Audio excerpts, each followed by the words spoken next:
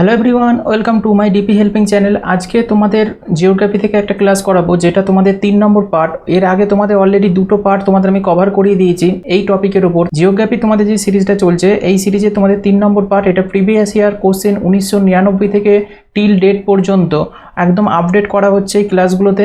সমস্ত এক্সামের প্রশ্ন এখানে কভার করা হচ্ছে। ইউপিএসসি, ডাব্লিউবিসিএস, রেল, পিএসসি, এসএসসির যতগুলো এক্সাম হয়, CGL, CPO, CHSL, MTS, steno, SSC GD, এছাড়া তোমাদের অন্যান্য যে সিডিএস, এনডিএ, প্রত্যেকটা এক্সামের প্রিভিয়াস ইয়ার প্রশ্ন তোমাদের এখানে কালেক্ট করে দেওয়া হচ্ছে। প্রত্যেকটা প্রশ্নের পাশে ইন্ডিভিজুয়ালি লিখে দেওয়া হচ্ছে কোন শিফটে কোন এক্সামে প্রশ্ন এসেছে, সেটাও তোমাদের কভার করে দেওয়া হচ্ছে। ইংলিশে কোশ্চেন থাকছে, বাংলাতেও কোশ্চেন থাকছে, তাতে তোমাদের প্র্যাকটিস করতে অনেকটাই সুবিধা হবে। তোমাদের প্রাকৃতিক ভূগোল যেটা রয়েছে, মানে ফিজিক্যাল জিওগ্রাফি, তার উপর ক্লাস তোমাদের চলছে। ওকে, প্রচুর পরিমাণে প্রশ্ন রয়েছে তোমাদের। অলরেডি এর আগে তোমাদের দুটো পার্ট আমি করে দিয়েছি। ফার্স্ট সিরিজে তোমাদের যেটা ক্লাস করেছিলাম সেখানে 850 প্লাস কোশ্চেন ছিল। নেক্সটে তোমাদের 100টা করে কোশ্চেনে তোমাদের সিরিজে করা। অবশ্যই তোমরা ক্লাসটা প্রথম থেকে শেষ পর্যন্ত দেখবে। আশা করি তোমাদের প্রত্যেকটা এক্সামে কাজে লাগবে। তোমরা পুরো ক্লাসটা দেখবে, স্কিপ না করে। প্রত্যেকটা ইনফরমেশান তোমাদের এখানে ক্লিয়ার করে দেওয়া হচ্ছে। এইখান থেকে প্রশ্ন কিন্তু প্রত্যেকটা এক্সামে কিন্তু রিপিটেড হচ্ছে। ওকে, তাই অবশ্যই তোমরা প্রিভিয়াস ইয়ারটা ভালো করে কমপ্লিট করে যাবে, যে কোনো এক্সাম তোমরা দিতে যাও না কেন তার আগে। এর আগের পার্টগুলো যারা দেখোনি, ডেসক্রিপশন বক্সে লিঙ্ক দেওয়া রয়েছে, অবশ্যই তোমরা চেক আউট করে ক্লাসগুলো করে নেবে, খুবই ইম্পর্টেন্ট কিন্তু। এছাড়া তোমাদের আরেকটা কথা বলবো, তোমাদের লুসিয়েন্টের ক্লাস চ্যাপ্টার অনুযায়ী আমি তোমাদের করিয়েছি history, geography, polity, computer, physics, biology, কেমিস্ট্রির প্রত্যেকটা আলাদা আলাদা ইন্ডিভিজুয়ালি তোমাদের কনসেপ্ট, মানে ডেসক্রিপটিভ যেটা হয় বইটা সেইটার, এবং হচ্ছে তোমাদের অবজেক্টিভ লুসিয়েন্টের যেটা বই হয় সেইটারও। ওকে, তোমাদের ইন্ডিভিজুয়ালি ক্লাস তোমাদের করানো রয়েছে। তোমাদের প্রত্যেকটা লিঙ্ক ডেসক্রিপশন বক্সে দেওয়া রয়েছে, বা প্লেলিস্টে গিয়ে তোমরা চেক করে এই লুসিয়েন্টের ক্লাসগুলো যারা করোনি অবশ্যই করে নেবে। তোমাদের কনসেপ্টটা ক্লিয়ার হয়, আর সাথে লুসিয়েন্টের অবজেক্টিভ যে জেনারেল নলেজ বইটা আছে সেটাও তোমাদের কভার হয়ে যাবে, একদম সম্পূর্ণ বাংলা এবং ইংলিশ বাইলিঙ্গুয়ালে। তো অবশ্যই তোমরা ক্লাসগুলো করো, খুবই গুরুত্বপূর্ণ। যারা ক্লাসগুলো করেছে অনেক হেল্প পেয়েছে, তোমরাও করো। লুসিয়েন্ট একটা যেহেতু গুরুত্বপূর্ণ বই। ওকে, অবশ্যই সেই ক্লাসগুলো করবে। চলো তাহলে আমরা শুরু করি আজকে জিওগ্রাফির 3 নম্বর পার্টের। দেখো, ভূমিকম্পের তীব্রতা মাপার জন্য কোন স্কেল ব্যবহার করা হয়? Intensity of the earthquake. Okay, তাহলে এইটা রাইট আনসার কী হবে বলো? 4টে অপশান রয়েছে, Richter scale, mercury scale, centigrade scale, হচ্ছে নিউটনের স্কেল। এটা রাইট আনসার কী হবে বলো তো? এটা রাইট আনসার হবে হচ্ছে অপশান 2, মার্কারি স্কেল। অনেকের মধ্যে এটা মনে হবে যে এটা রিক্টার স্কেল আনসার হবে। হ্যাঁ, রিক্টার স্কেলও আনসার তখনই হবে যখন এটা মাত্রার কথা বলা হয়ে থাকে। ওকে, এই ডিফারেন্সটা সামান্যটুকু থাকে, কিন্তু তোমাদের যে এসএসসি ট্যাক অ্যাসিস্ট্যান্ট যে এক্সামটা হয়েছিল 2009 29/3, সেখানে কিন্তু অফিসিয়াল আনসার কি মার্কারি স্কেলই কিন্তু নিয়েছিল। বোঝা যাচ্ছে বিষয়টা?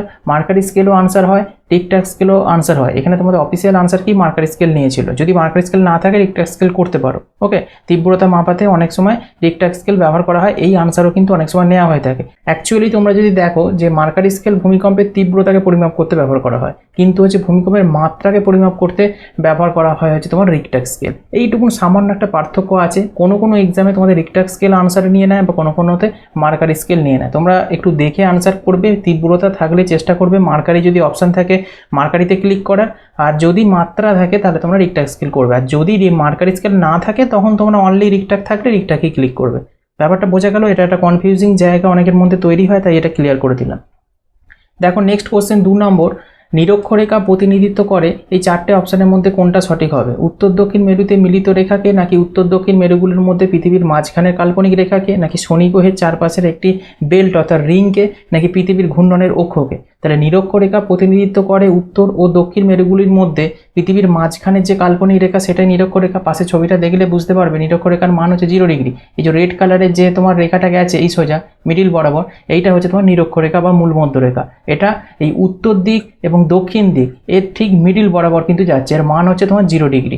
ওকে, পৃথিবীর মাঝ বরাবর একটা কাল্পনিক রেখা টানা হয়েছে, মানে উত্তর থেকে এর যা ডিস্টেন্স, এখান থেকে আবার দক্ষিণ দিকের ডিস্টেন্সটা হচ্ছে সেম। বোঝা যাচ্ছে বিষয়টা? চলো পরবর্তী আমরা প্রশ্নে চলে যাব। 3 নম্বর।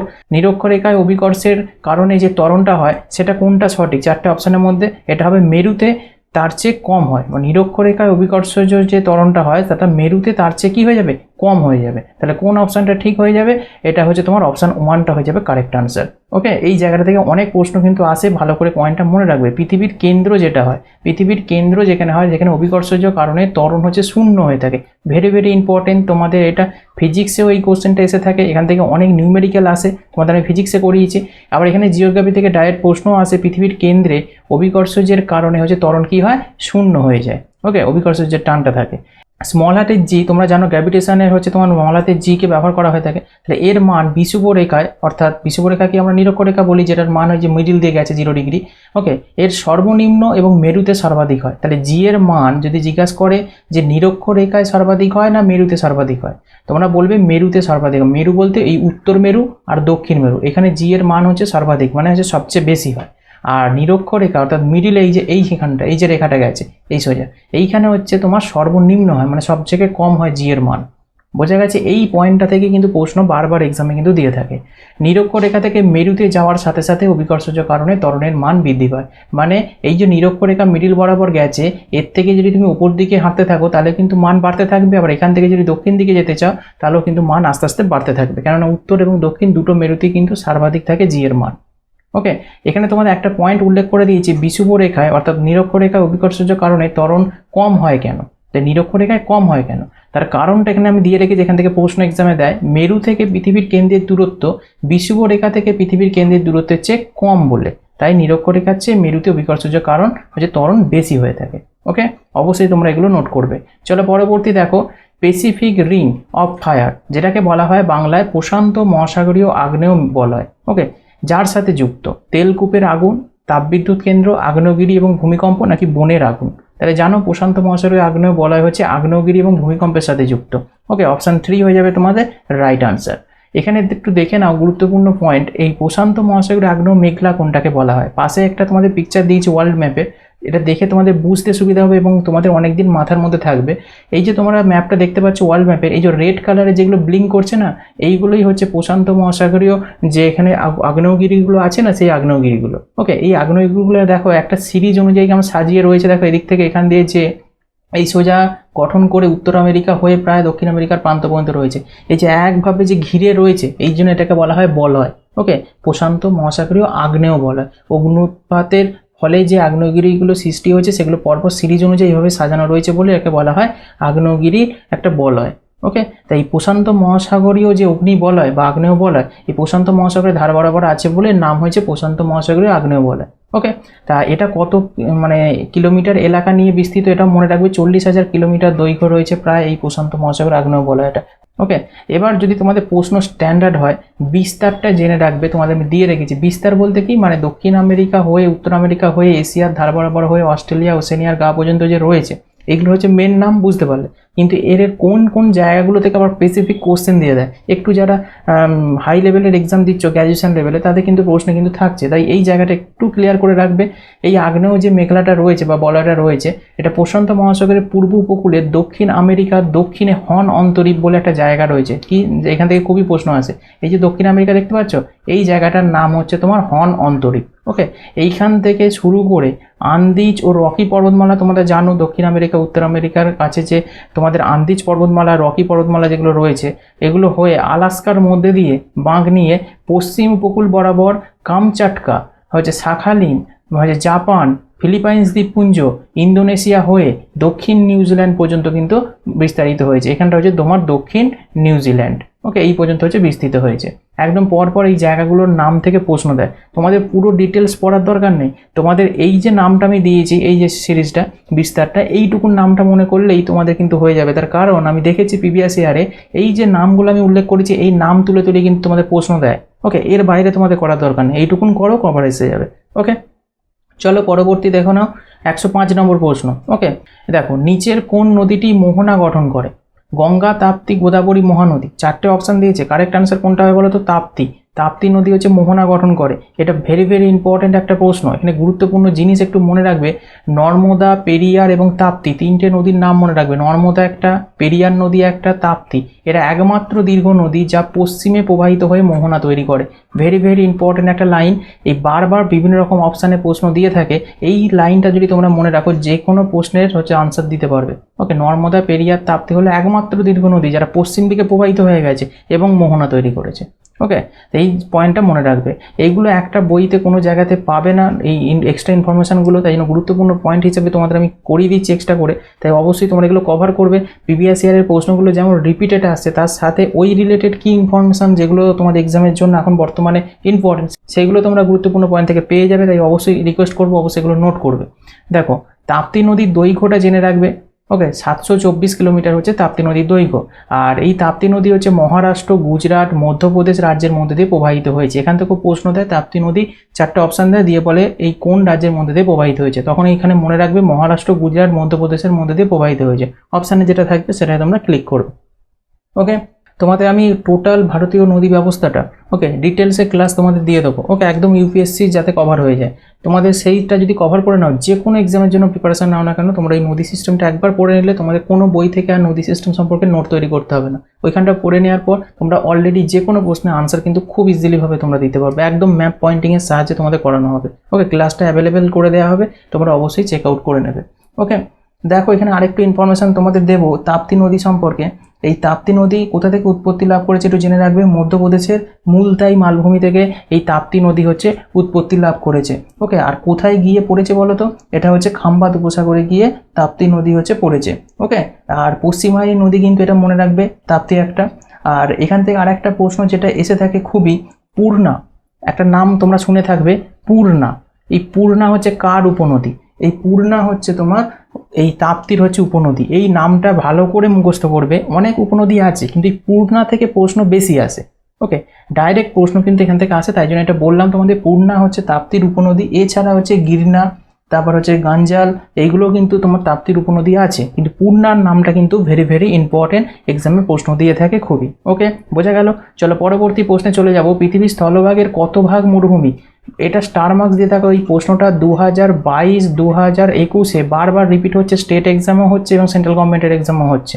এটা তোমাদের এসেছিল, দেখো আমি নিয়েছি তোমাদের সেন্ট্রাল কম্বাইন্ড গ্র্যাজুয়েশন লেভেল, অর্থাৎ তোমার সিজিএলে যে এক্সাম হয়েছিল 26/6/2011 ফার্স্ট শিফটে এই কোশ্চেনটা এসেছিলো। এছাড়া 2022-21-এ রিপিট হচ্ছে। তোমাদের আমি বারবার বলছি এই কোশ্চেনগুলো তোমরা যদি করে যাও, তোমরা রিপিটেডলি কোশ্চেন কিন্তু দেখতে পাবে এক্সামে। ওকে, দেখো তাহলে এটা রাইট আনসার কোনটা হবে বলো তো? অপশান 3, অর্থাৎ 1/3 হচ্ছে তোমার মরুভূমি দেখা যায় পৃথিবীর স্থলভাগে। ওকে, এবার প্রশ্নটাকে মডিফিকেশান করে দিয়েছে। রিসেন্ট যে এক্সামে এসেছে 2021-এ এবং 2020-তে, সেখানে কোশ্চেনটাকে করে পার্সেন্টেজে জিজ্ঞাসা করেছে। আগে যেমন এখানে 2011-তে যখন জিজ্ঞাসা করেছিল তখন পৃথিবীর স্থলভাগ কত ভাগ মরুভূমি, তো হচ্ছে 1/3 ভাগ হচ্ছে মরুভূমি ছিল। এখন যেটা জিজ্ঞাসা করছে কত পার্সেন্ট, সেটা হচ্ছে তোমার 33%। তাই এই জায়গাটা কিন্তু তোমাদের বুঝতে হবে। ওকে, চলো পরবর্তী প্রশ্নে আমরা চলে যাই। 107 নম্বর। বিশ্বের স্বাদু জলের কত শতাংশ হিমবাহী বরফ হিসাবে সংরক্ষণ করা হয়? ওকে, বিশ্বের যে স্বাদু জল আছে যেটা, ওকে ফ্রেশ ওয়াটার যেটাকে বলা হয়, তাকে ইজ স্টোরড অ্যাজ গ্লাসিয়াল আইস। ওকে, তাহলে রাইট আনসার কী হয় বলো তো? 70%। অপশান 3 হয়ে যাবে রাইট আনসার। পরবর্তী প্রশ্ন, পৃথিবীর আনুমানিক পরিধি কত? এটা তোমাদের আমি আগেও করিয়েছিলাম। রাইট আনসার হবে 25,000 কিলোমিটার হচ্ছে তোমার আনুমানিক পরিধি। ওকে, অ্যাপ্রক্সিমেট হচ্ছে সার্কামফারেন্স অফ দ্য আর্থ হচ্ছে তোমার 25,000 কিলোমিটার। ওকে, পৃথিবীর পরিধি যেটা থাকে, নিরক্ষরেখার চারপাশের যে দূরত্বটা, সেটাই হচ্ছে পৃথিবীর পরিধি। এটা হলো হচ্ছে 24,901 মাইল, যেটাকে কিলোমিটারে বলতে পারো 40,075 কিলোমিটার। এটা অ্যাকচুয়াল হচ্ছে তোমার ডেটাটা। এটাকে এবার আনুমানিক যেহেতু প্রশ্নে বলে দিয়ে তোমাদের 25,000 দিয়েছিল, তাই এটা আনসার হচ্ছে। তোমাদের যদি অ্যাকচুয়াল জিজ্ঞাসা করে কিলোমিটারে, তাহলে 40,075 কিলোমিটার হবে। মাইলে জিজ্ঞাসা করলে 24,901 মাইল হবে। তোমাদের দুটোই মনে রাখতে হবে, দুটো থেকে প্রশ্ন কিন্তু এক্সামে এসেছে। চলো পরবর্তী প্রশ্নে চলে যাব। মরুকরণ। ওকে, এই মরুকরণ পরীক্ষা করা যেতে পারে এই 4টে অপশানের মধ্যে কোনটা ঠিক? এটা হবে ওভার গ্রেজিং পরীক্ষা করে বা অতি পশুচারণ করে মরুকরণ হচ্ছে পরীক্ষা করা যেতে পারে। ওকে, অপশান 2 হয়ে যাবে তোমার রাইট আনসার। চলো পরবর্তী প্রশ্ন দেখো। সমুদ্রে ভাসমান একটি হিমশৈলী যা ভরের 10টি অংশের মধ্যে জলের পৃষ্ঠের উপর কতটুকু থাকবে? তাহলে সমুদ্রে ভাসমান একটা হিমশৈল আছে। হিম মানে হচ্ছে বরফ, যদি সমুদ্রে ভেসে থাকে, তার ভরের 10টি অংশের মধ্যে জলের পৃষ্ঠের উপরে কতটুকু থাকবে? 10 ভাগের কতটুকু উপরে থাকবে? 1 ভাগ থাকবে। ওকে, তাহলে অপশান এ হয়ে যাবে রাইট আনসার। কারণটা কি? কারণটা জেনে রাখবে। বিশুদ্ধ বরফের ঘনত্ব হচ্ছে 920 কিলোগ্রাম পার মিটার কিউব। ওকে, এবং সমুদ্রের জলের ঘনত্ব প্রায় হচ্ছে 1025 কিলোগ্রাম মিটার কিউব। ওকে, তাহলে কার বেশি ঘনত্ব? সমুদ্রের জলে। তাহলে সমুদ্রের জলে যদি ঘনত্ব বেশি হয়, বরফের ঘনত্ব যদি কম হয়, তাহলে তোমাকে অবশ্যই 10 ভাগের 1 ভাগই হচ্ছে তোমার জলের পৃষ্ঠের উপরে থাকবে। ওকে, সাধারণত একটি বরফের আয়তন মাত্র 1 নবমাংশ জলের উপরে থাকে, মানে হচ্ছে 1 নবমাংশ বলতে 1/9 ভাগ। ওকে, 1 নবমাংশ জলের উপরে থাকবে। 9 ভাগের 1 ভাগ সবসময়তেই সাধারণত বরফের যেটা আয়তন হবে, ধরো একটা বরফ রয়েছে, এর যা আয়তন হবে তার 9 ভাগের 1 ভাগটাই হচ্ছে জলের উপরে থাকবে, বাদ বাকিটা জলের নিচে থাকবে। বোঝা যাচ্ছে? এইটুকু জিনিসটা মনে রাখবে। এই কনসেপ্ট থেকে আবার প্রশ্ন দিয়ে থাকে। চলো পরবর্তী প্রশ্নে চলে যাব। 111 নম্বর। একটি দিন যোগ করা হয় যখন একজন অতিক্রম করে কি? চারটে অপশন তোমাদের দিয়েছে, তাহলে একদিন যোগ করা হবে, একদিন কমানো হবে, কখন করানো হবে, আন্তর্জাতিক তারিখ রেখা করা হয়। তাহলে এখান থেকে তোমরা বুঝতে পারছো আন্তর্জাতিক তারিখ রেখা রিলেটেড আনসার হবে। তাহলে 2 আর 4 এর মধ্যে কোনটা আনসার হবে বলো তো? পশ্চিম থেকে পূর্বে 180 ডিগ্রি দ্রাঘিমাংশ যেটা, অর্থাৎ অপশন 4 হয়ে যাবে রাইট আনসার। দেখো এখানটা ব্যাপারটা তোমাদের আমি বুঝিয়ে দিয়েছি। আন্তর্জাতিক তারিখ রেখা যেটা হয়, ইন্টারন্যাশনাল ডেডলাইন, পৃথিবীর পৃষ্ঠে অঙ্কিত একটা কাল্পনিক রেখা যা উত্তর মেরু থেকে দক্ষিণ মেরু পর্যন্ত বিস্তৃত। মানে এদিকটা উত্তর মেরু, এদিকটা হচ্ছে তোমার হচ্ছে উত্তর মেরু, ওকে, আর এদিকটা তোমাদের এই পয়েন্টটা হচ্ছে তোমার দক্ষিণ মেরু। তাহলে এই জায়গা থেকে এই জায়গা পর্যন্ত বিস্তৃত হচ্ছে উত্তর মেরু থেকে দক্ষিণ মেরু। যদি আন্তর্জাতিক তারিখ রেখা কোথা থেকে কত পর্যন্ত বিস্তৃত হচ্ছে জিজ্ঞাসা করে, কি বলবে? উত্তর মেরু থেকে দক্ষিণ মেরু পর্যন্ত। ওকে, এটা একটা কাল্পনিক রেখা কিন্তু। হ্যাঁ, আর একটা জিনিস মনে রাখবে, সুমেরু থেকে কুমেরু পর্যন্ত যে বিস্তৃতি যে রেখাটা গেছে, এটা কিন্তু সবটাই সমুদ্রের মধ্যে দিয়ে গেছে। ওকে, স্থলভাগের মধ্যে দিয়ে কিন্তু যায়নি, জলভাগের মধ্যে দিয়ে গেছে। এই জায়গাটা কিন্তু মাথায় রাখবে। এই রেখাটি অতিক্রম করে পূর্বগামী হলে একদিন কমিয়ে নিতে হবে, মানে পূর্ব দিকে গেলে। ওকে, মানে তোমরা যদি দেখো, তোমাদের আমি এখানে লিখে দিয়েছি, ওয়েস্টার্ন হচ্ছে হেমিস্ফিয়ার আর হচ্ছে ইস্টার্ন হেমিস্ফিয়ার। ইস্টার্ন মানে পূর্ব দিক, ওয়েস্টার্ন মানে পশ্চিম দিক। তোমরা যদি পূর্বগামী হও, মানে পূর্ব দিকে যদি আসো, ওকে, এই দিক থেকে যদি এই দিকে আসো, তাহলে একদিন কি করে নিতে হবে? কমিয়ে নিতে হবে, লস অফ দ্য ডে, মানে একদিন কমিয়ে নিতে পারে। এই দিক থেকে এই দিকে যদি যাও, তাহলে একদিন কি করে নিতে হবে? বাড়িয়ে নিতে হবে। ওকে, পশ্চিমগামী হলে মানে পশ্চিম দিকে গেলে দিনপঞ্জিতে একদিন যোগ করতে হবে। এখানে কি কথাটা বলছি? দিন, ভালো করে বুঝবে, দিন। ওকে, মানে ধরো এইখানে তোমাকে, এইখানে ওয়েস্টার্ন হেমিস্ফিয়ার অর্থাৎ পশ্চিম দিকে তুমি 21 তারিখে যাত্রা শুরু করেছো, এই লাইনটা ক্রস করে ফেলেছো সেই দিনই, সেইখানে লাইনটা ক্রস করলে তোমাকে কিন্তু একদিন কমিয়ে 20 তারিখ ধরতে হবে। বোঝা গেল? আবার এইখানে যদি তুমি 21 তারিখ ধরো যাত্রা শুরু করেছো, এই দিকে যাচ্ছ, তাহলে কিন্তু একদিন বাড়িয়ে তোমাকে 22 তারিখ ধরে নিতে হবে। এই জিনিসটা কিন্তু ঘটে থাকে, ইন্টারন্যাশনাল ডেডলাইন যেটা থাকে সেটাকে অতিক্রম করলে বা আন্তর্জাতিক তারিখ রেখা অতিক্রম করলে এই ঘটনাটা ঘটে থাকে। এটা কিন্তু জেনে রাখবে। এখান থেকে প্রশ্ন দেয়। অধ্যাপক ডেভিসন এই উদ্যোগ নিয়ে 180 ডিগ্রি দ্রাঘিমা রেখাকে আন্তর্জাতিক তারিখ রেখা স্বীকৃতি দিয়েছিল। তাহলে কে স্বীকৃতি দিয়েছিল? অধ্যাপকের নামটাও কিন্তু মনে রাখবে, ডেভিসন। ওকে, ক্লিয়ার হয়েছে? চলো পরবর্তী আমরা প্রশ্নে চলে যাব। চাঁদ কখন সূর্য ও পৃথিবীর মাঝখানে আসে? তাহলে সূর্য পৃথিবীর মাঝখানে চাঁদ কখন আসে? চারটে অপশান রয়েছে। সূর্যগ্রহণ যখন হয়, যখন সূর্যগ্রহণ হবে চাঁদ, তখন সূর্য পৃথিবীর মাঝখানে আসবে। ধরো সূর্য এটা, ওকে, এই সূর্য, এটা ধরো পৃথিবী, ওকে, এটা পৃথিবী, তাহলে এর মাঝখানে চাঁদ চলে আসবে, ঠিক অবস্থানটা করবে। ঠিক এই রকম অবস্থানটা যখন করবে, সেই সময়টাকে বলা হবে হচ্ছে তোমার সূর্যগ্রহণ। ওকে, বোঝা গেল? তোমাদের একটু পিকচারের সাহায্যে দেখালে এটা বুঝতে পারবে। এ দেখো এখানে এটা হচ্ছে তোমার সূর্য, ওকে, এখান থেকে আলো দিচ্ছে, চাঁদ এই জায়গাটা এসে অবস্থান করে যাচ্ছে, এটা হচ্ছে পৃথিবী রয়েছে, এটা পৃথিবী। তাহলে পৃথিবীর এই যে মধ্যখানে যে চাঁদ অবস্থান করছে, এইটাই হচ্ছে তোমার পৃথিবী থেকে দাঁড়িয়ে কোনো ব্যক্তি এই পয়েন্ট থেকে সূর্যকে দেখতে পাচ্ছে না। ওকে, আড়াল করে দিচ্ছে, চাঁদ এমন একটা পজিশনে চলে এসছে। এই রকম পজিশনকে বলা হয় হচ্ছে সূর্যগ্রহণ। পূর্ণ চন্দ্রগ্রহণ হয় তখন পৃথিবী সম্পূর্ণরূপে সূর্য ও চাঁদের মাঝখানে চলে আসে। এই অবস্থান পৃথিবী সম্পূর্ণরূপে চাঁদকে ঢেকে ফেলে, তখন হয় চন্দ্রগ্রহণ। আর সূর্যগ্রহণ কখন হয়? ঠিক তার উল্টোটা, যখন সূর্য পৃথিবীর মাঝে যখন চাঁদ চলে আসে তখন হয় সূর্যগ্রহণ। তাহলে কখন চন্দ্রগ্রহণ হয় আর কখন সূর্যগ্রহণ হয়, দুটো জায়গা কিন্তু মনে রাখবে। আর দ্বিতীয় হচ্ছে আংশিক চন্দ্রগ্রহণটা একটু জেনে রাখবে। সেই সময় হয় যখন পৃথিবী সম্পূর্ণরূপে সূর্য চাঁদের মধ্যে আসে না, কিন্তু ছায়া চাঁদের একটু অংশ পৃথিবীতে পড়ে, তখন হয় হচ্ছে আংশিক চন্দ্রগ্রহণ। ওকে, তাহলে এখানে দুটো চন্দ্রগ্রহণের কথা বলেছি। আর সূর্যগ্রহণ তো তোমাদের বললাম, সূর্য পৃথিবীর মাঝখানে যখন চাঁদ আসে তখন হয় তোমার সূর্যগ্রহণ। ওকে, আর সূর্য এবং চাঁদের মাঝখানে যখন পৃথিবী চলে আসে তখন হয় হচ্ছে তোমার চন্দ্রগ্রহণ। ক্লিয়ার হয়েছে? চলো পরবর্তী প্রশ্ন। কোন স্থানের অক্ষাংশকে তার কৌণিক দূরত্ব দ্বারা প্রকাশ করা হয়? ওকে, এটা খুব ইম্পর্টেন্ট একটা প্রশ্ন, অনেকবার এক্সামে আসতে দেখা গেছে। এটা রাইট আনসার কি হবে বলো? এটা রাইট আনসার হবে বিষুব রেখা বা নিরক্ষরেখা। ওকে, অপশান 1 হয়ে যাবে তোমার রাইট আনসার। ওকে, চলো পরবর্তী প্রশ্ন। ঝুলন্ত উপত্যকা খুবই সাধারণ, মানে যেটা হ্যাঙ্গিং ভ্যালি, ঝুলন্ত উপত্যকা ইজ ভেরি কমন ইন উঁচু পাহাড়, উপ আর্কটিক অঞ্চল, হিমবাহী এলাকা না উপকূলীয় বেল্ট? এটা হচ্ছে হিমবাহী এলাকা।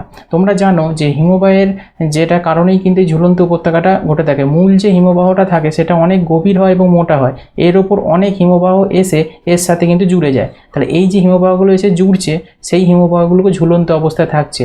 ওকে, এই জন্য এটাকে ঝুলন্ত উপত্যকা বলা হয়। এটা হিমবাহীর কারণেই কিন্তু হয়ে থাকে, তাই এটা হিমবাহী এলাকা কিন্তু বলা হয়। অপশান 3 হয়ে যাবে রাইট আনসার। পরবর্তী 115 নম্বর প্রশ্ন দেখো। ডেনড্রাইটিক শব্দটি যার সাথে যুক্ত? তাহলে কার সাথে যুক্ত? এটা রাইট আনসার কী হবে? নদী। ডেনড্রাইটিক শব্দটি নদীর সাথে যুক্ত। ওকে, খুব ইম্পর্টেন্ট প্রশ্ন কিন্তু। চলো পরবর্তী দেখো। পৃথিবী যখন সূর্য থেকে সর্বোচ্চ দূরত্ব থাকে তখন তাকে কি বলা হয়? মানে পৃথিবী সূর্য থেকে সর্বোচ্চ দূরত্ব থাকলে অপসূর বলা হয়। আগের দিন তোমাদের অপসূর এবং অনুসূরটা বলে দিয়েছিলাম। ওকে, তোমাদের মনে আছে নিশ্চয়ই। তার মানে পৃথিবী যেটা হবে, এটা ধরো পৃথিবী আর এটা ধরো সূর্য। ওকে, তাহলে এই সূর্য থেকে পৃথিবী যে দূরে অবস্থান করছে, মানে পৃথিবী যখন সূর্য থেকে সর্বোচ্চ দূরত্বে থাকবে তখন তাকে আমরা বলে দেবো হচ্ছে অপসূর। এই অপসূরটা কোন দিনকে হয়ে থাকে বলো তো? 4ঠা জুলাই। ওকে, 4ঠা জুলাই। এখানটা মনে রাখবে, এখান থেকে প্রশ্ন দেয় অপসূর কোন দিন? 4ঠা জুলাই। আর তাহলে অনুসূর কোনটা? অনুসূর হচ্ছে তোমার 3রা জানুয়ারি। ওকে, 3রা জানুয়ারি হচ্ছে তোমার অনুসূর। এই যে অনুসূরটা যে রয়েছে সেটা হচ্ছে তোমার 3রা জানুয়ারি। এই দিনকে কি হয়? এই দিন হচ্ছে পৃথিবীর দূরত্ব সবচেয়ে কম থাকে। কত কম থাকে সেটা থেকে আবার প্রশ্ন দেয়। 14,70,00,000। 14,70,00,000 কিমি হচ্ছে তোমার এর দূরত্বটা থাকে হচ্ছে অনুসূরে। আর যদি বলে অপসূরে কত থাকে, মানে সবথেকে বেশি, তাহলে যে জানবে এটা 15,20,00,000 কিমি। 20,00,000 কিমি মনে থাকবে। তাহলে এই জায়গাগুলো কিন্তু একটু নোট করবে। পৃথিবী যখন সূর্য থেকে সর্বোচ্চ দূরত্বে থাকবে তখন তাকে অপসূর, আর যখন পৃথিবী যখন সূর্য থেকে কম দূরত্বে থাকবে সেটাকে বলবো আমরা অনুসূর। ওকে, এবার অনুসূর কোন দিনকে হয়? 3রা জানুয়ারি হয় অনুসূর, অপসূর হয় 4ঠা জুলাই। আর অনুসূর যেটা হয় তার হচ্ছে দূরত্বটা, মানে সবচেয়ে কম দূরত্বটা হচ্ছে 14,70,00,000 কিলোমিটার, আর সবচেয়ে বেশি দূরত্ব যেটা অপসূরে সেটা হচ্ছে 15,20,00,000 কিলোমিটার। ওকে, এই জায়গাগুলো নোট করবে। পরবর্তী দেখো, যে স্কেলে ভূমিকম্পের তীব্রতা পরিমাপ করা হয় তাকে কি বলা হয়? 4টে অপশান তোমাদের দিয়েছে আবারও, তাহলে এটা রাইট আনসার বুঝতে পারছো। তীব্রতা বলেছে মার্কারি স্কেলে, তোমরা যদি অপশান আছে যেহেতু মার্কারিতে তোমরা ঠিক করবে। ওকে, চলো পরবর্তী, পৃথিবীতে ব্যবহারযোগ্য জলের প্রধান উৎস হলো কোনটি? তাহলে পৃথিবীতে যে ব্যবহারযোগ্য মানে ইউজেবল ওয়াটার যেটা থাকে পৃথিবীতে সেটা হচ্ছে ভূগর্ভস্থ জল, মাটির নিচের জল। ওকে, অপশান 3 হয়ে যাবে রাইট আনসার। পরবর্তী দেখো, নিচের কোন নদীটি একটি ফাটল উপত্যকা অবস্থিত? রিফট ভ্যালি, তোমরা নাম শুনেছো, রিফট ভ্যালি অবস্থিত কোন নদীতে হচ্ছে? তাহলে রাইট আনসার হবে এটা তাপ্তি নদীতে। অপশান 4 হয়ে যাবে রাইট আনসার। একটু আগে তাপ্তি নদী সম্পর্কে ডিটেলসে বলেছি। নেক্সট দেখো, ইসথমাস বলতে কি বোঝায়? দেখো 4টে অপশান তোমাদের রয়েছে। ইসথমাস বলতে বোঝায় হচ্ছে দুটি মহাসাগরকে বিভক্তকারী ভূমির সরু যে ফালা অংশ থাকে, মানে দুটি যে মহাসাগর ধরো আছে, এটা একটা মহাসাগর, এটা একটা মহাসাগর, এর মধ্যখানে বিভক্তকারী একটা সরু ফালা যদি থাকে সেটাকে আমরা বলবো হচ্ছে ইসথমাস। ওকে, তাহলে কোনটা আনসার হয়ে যাবে বলো তো? এটা হবে অপশান 3। ওকে, চলো পরবর্তী প্রশ্ন, নিচের উপত্যকার পার্শ্বে যাওয়া প্রাকৃতিক বাঁধগুলি যে নামে পরিচিত? মানে উপরের উপত্যকার পার্শ্বে যাওয়া প্রাকৃতিক যে বাঁধগুলো থাকে সেগুলো হচ্ছে পরিচিত লেভিস নামে। ভেরি ভেরি ইম্পর্টেন্ট একটা প্রশ্ন, অপশান 2 হয়ে যাবে রাইট আনসার। এটাও তোমাদের সিজিএল এসেছিল 2000 সালে। চলো পরবর্তী প্রশ্ন দেখো, আগ্নেয়গিরিগুলো ছড়িয়ে ছিটিয়ে আছে সারা বিশ্বে শুধুমাত্র উপকূল বরাবর, দ্বীপে, নাকি প্রধানত তরুণ ভাঁজ পর্বত বরাবর? রাইট আনসার হবে ভলকানোগুলো যেগুলো আছে সেগুলো সব দ্বীপেতে ছড়িয়ে ছিটিয়ে আছে। ওকে, বিভিন্ন দ্বীপেতে। অপশান 3 হয়ে যাবে রাইট আনসার। পরবর্তী, লোহা আকরিক গলানোর জন্য নিচের কোন খনিজটির প্রয়োজন হয়? লোহা আকরিককে গলাতে গেলে ম্যাঙ্গানিজ এবং চুনাপাথর খনিজের প্রয়োজন হয়। ওকে, অপশান 2 হয়ে যাবে রাইট আনসার। পরবর্তী, নিম্নলিখিতগুলির মধ্যে একটি ভূগর্ভস্থ জলের কর্মের ফলাফল নয় কোনটা? মানে ভূগর্ভস্থ যে জল থাকে, মানে আন্ডারগ্রাউন্ড যে ওয়াটার থাকে, সেটা অ্যাকশানটা নয় কোনটা? এটা হচ্ছে সমুদ্রের যে খাঁড়ি যেটা হয়। ওকে, সেটা হচ্ছে ভূগর্ভস্থ জলের তোমার কোনো অ্যাকশান বা কর্মের ফলাফল নয়। এই যেমন স্ট্যালাকটাইট, স্ট্যালাকমাইট, সিঙ্কহোল, এইগুলো সবই কিন্তু ভূগর্ভস্থ জলের কিন্তু ক্রিয়াকলাপ। এই সমুদ্রের খাঁড়ি হচ্ছে সমুদ্রে দেখা যায়। ওকে, তাই এইটা কিন্তু আলাদা, তাই অপশান 4 হয়ে যাবে রাইট আনসার। তোমাদের এইগুলো স্ট্যালাকটাইট, স্ট্যালাকমাইট, সিঙ্কহোল এগুলো আমি করিয়েছিলাম। তোমরা যেগুলো কাস্ট ভূমিরূপ নাম শুনেছো হয়তো, হচ্ছে কাস্ট ভূমিরূপ। ওকে, কাস্ট ভূমিরূপ যেটা হয়, এই কাস্ট ভূমিরূপ ভূগর্ভে গঠিত যে কাস্ট ভূমিরূপগুলো হয় সেখানে কিন্তু ক্ষয়জাত ভূমিরূপ হচ্ছে এইগুলো। এই স্ট্যালাকটাইট, স্ট্যালাকমাইট এগুলো কিন্তু গুহার ভেতরে কিন্তু ঘটে থাকে। এই স্ট্যালাকটাইট যেটা, এইটা একটু শুনে নাও। গুহার ছাদ থেকে দ্রবীভূত চুনাপাথর মিশ্রিত জল যখন মানে ফোঁটা ফোঁটা রূপে মেঝেতে পড়ার আগেই বাষ্পীভূত হয়ে যায় যখন, মানে ক্যালসিয়াম কার্বনেট এর সঞ্চয় দণ্ডের আকারে ঝুলতে থাকে, গাছের ঝুড়ির মতো খানিকটা দেখতে হয়, সেটাই হচ্ছে তো স্ট্যালাকটাইট। এবার তোমাদের শর্টে মনে রাখার জন্য আমি তোমাদের একটা কথা বলবো। ধরো একটা গুহা রয়েছে, এটা একটা গুহা। ওকে, ভালো করে বুঝবে। এইখান থেকে যে ওপর দিকের অংশটা, এই ওপর দিকের অংশ থেকে যেগুলো ঝুলে ঝুলে থাকবে, এরকম এরকম ঝুলে ঝুলে থাকবে। ওকে, বোঝা গেল? এই ঝুলে ঝুলে থাকবে উপর থেকে, সেইগুলোকে বলতে হবে স্ট্যালাকটাইট। এক কথায় বুঝলে এগুলো কি অ্যাকচুয়ালি বলো তো? এগুলো হচ্ছে গুহার ছাদ থেকে যে দ্রবীভূত চুনাপাথর মিশ্রিত যে জল থাকে সেটা কিন্তু ওপর দিকে চুঁয়ে চুঁয়ে পড়তে থাকে এটা, এবং সঞ্চয় দণ্ডের আকারে কিন্তু ঝুলতে থাকছে, এগুলো সঞ্চয় হয়ে যাচ্ছে, হতে হতে এগুলো জমে এরকম হয়ে যাচ্ছে, জমে এরকম দেখতে হচ্ছে, এগুলো হচ্ছে স্ট্যালাকটাইট। আর স্ট্যালাকমাইট কোনটা বলো তো? স্ট্যালাকমাইট ঠিক উল্টোটা, নিচে থেকে অনেক এরকম দণ্ড উপর দিকে উঠে উঠে থাকবে, এইগুলোকে বলা হবে স্ট্যালাকমাইট। বোঝা গেছে? এইগুলো হচ্ছে উপর দিকেগুলো হচ্ছে তোমার স্ট্যালাকটাইট আর এইগুলো হচ্ছে তোমার স্ট্যালাকমাইট।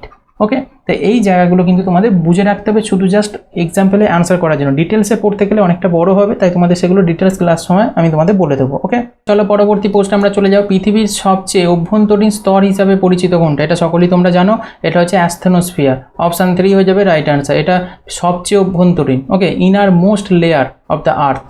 চলো পরবর্তী, একটি বড় জলপ্রপাতের নিচের জলের তাপমাত্রা উপরের জলের চেয়ে বেশি, তার কারণটা কী হয়? তার মানে একটা যদি বড় জলপ্রপাত থাকে, সেই জলপ্রপাতে জলের তাপমাত্রাটা নিচের যে জলের তাপমাত্রা সেটা থেকে উপরের জলের চেয়ে বেশি হয়ে থাকে। তার কারণটা কি? তার কারণ পতনশীল জলের গতিশক্তি তাপে রূপান্তরিত হয়। উপর থেকে ধরো এই অংশটা পাহাড়, এখান থেকে জল ধরো পড়ছে, ওকে, তাহলে এই যে পতনশীল জল যখন নিচের দিকে যখন পড়ছে তার গতিশক্তি থাকবে একটা, তাহলে গতিশক্তি কিসে পরিণত হয়? তাপে পরিণত হয়। তাই জন্য এখানে টারবাইন লাগিয়ে দেখবে তাপবিদ্যুৎ উৎপাদন করা হয়ে থাকে, এর গতিশক্তিটা প্রচুর বেশি হয় বলে।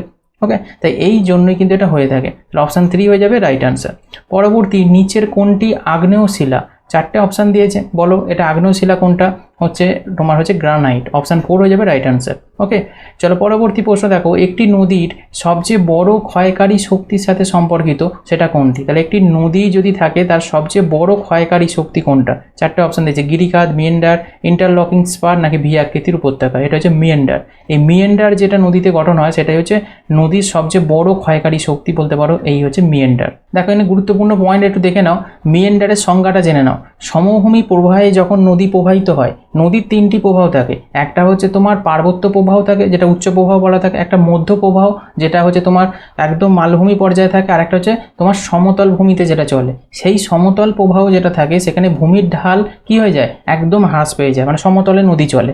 তাই হ্রাস পাওয়ার জন্য নদীর ঢাল এবং নদীবাহিত বোঝার পরিমাণ বৃদ্ধি পাওয়ার জন্য নদী এঁকে বেঁকে সর্পিলাকারে প্রবাহিত হতে থাকে, সেগুলোকে মিয়েন্ডার বলে। পাশে ছবিগুলো দিয়েছে দেখো, এই যে পাশে ছবিটা দেখলে তোমরা কিন্তু বুঝতে পারবে বেঁকে বেঁকে যে চলছে, এটাকে মিয়েন্ডার।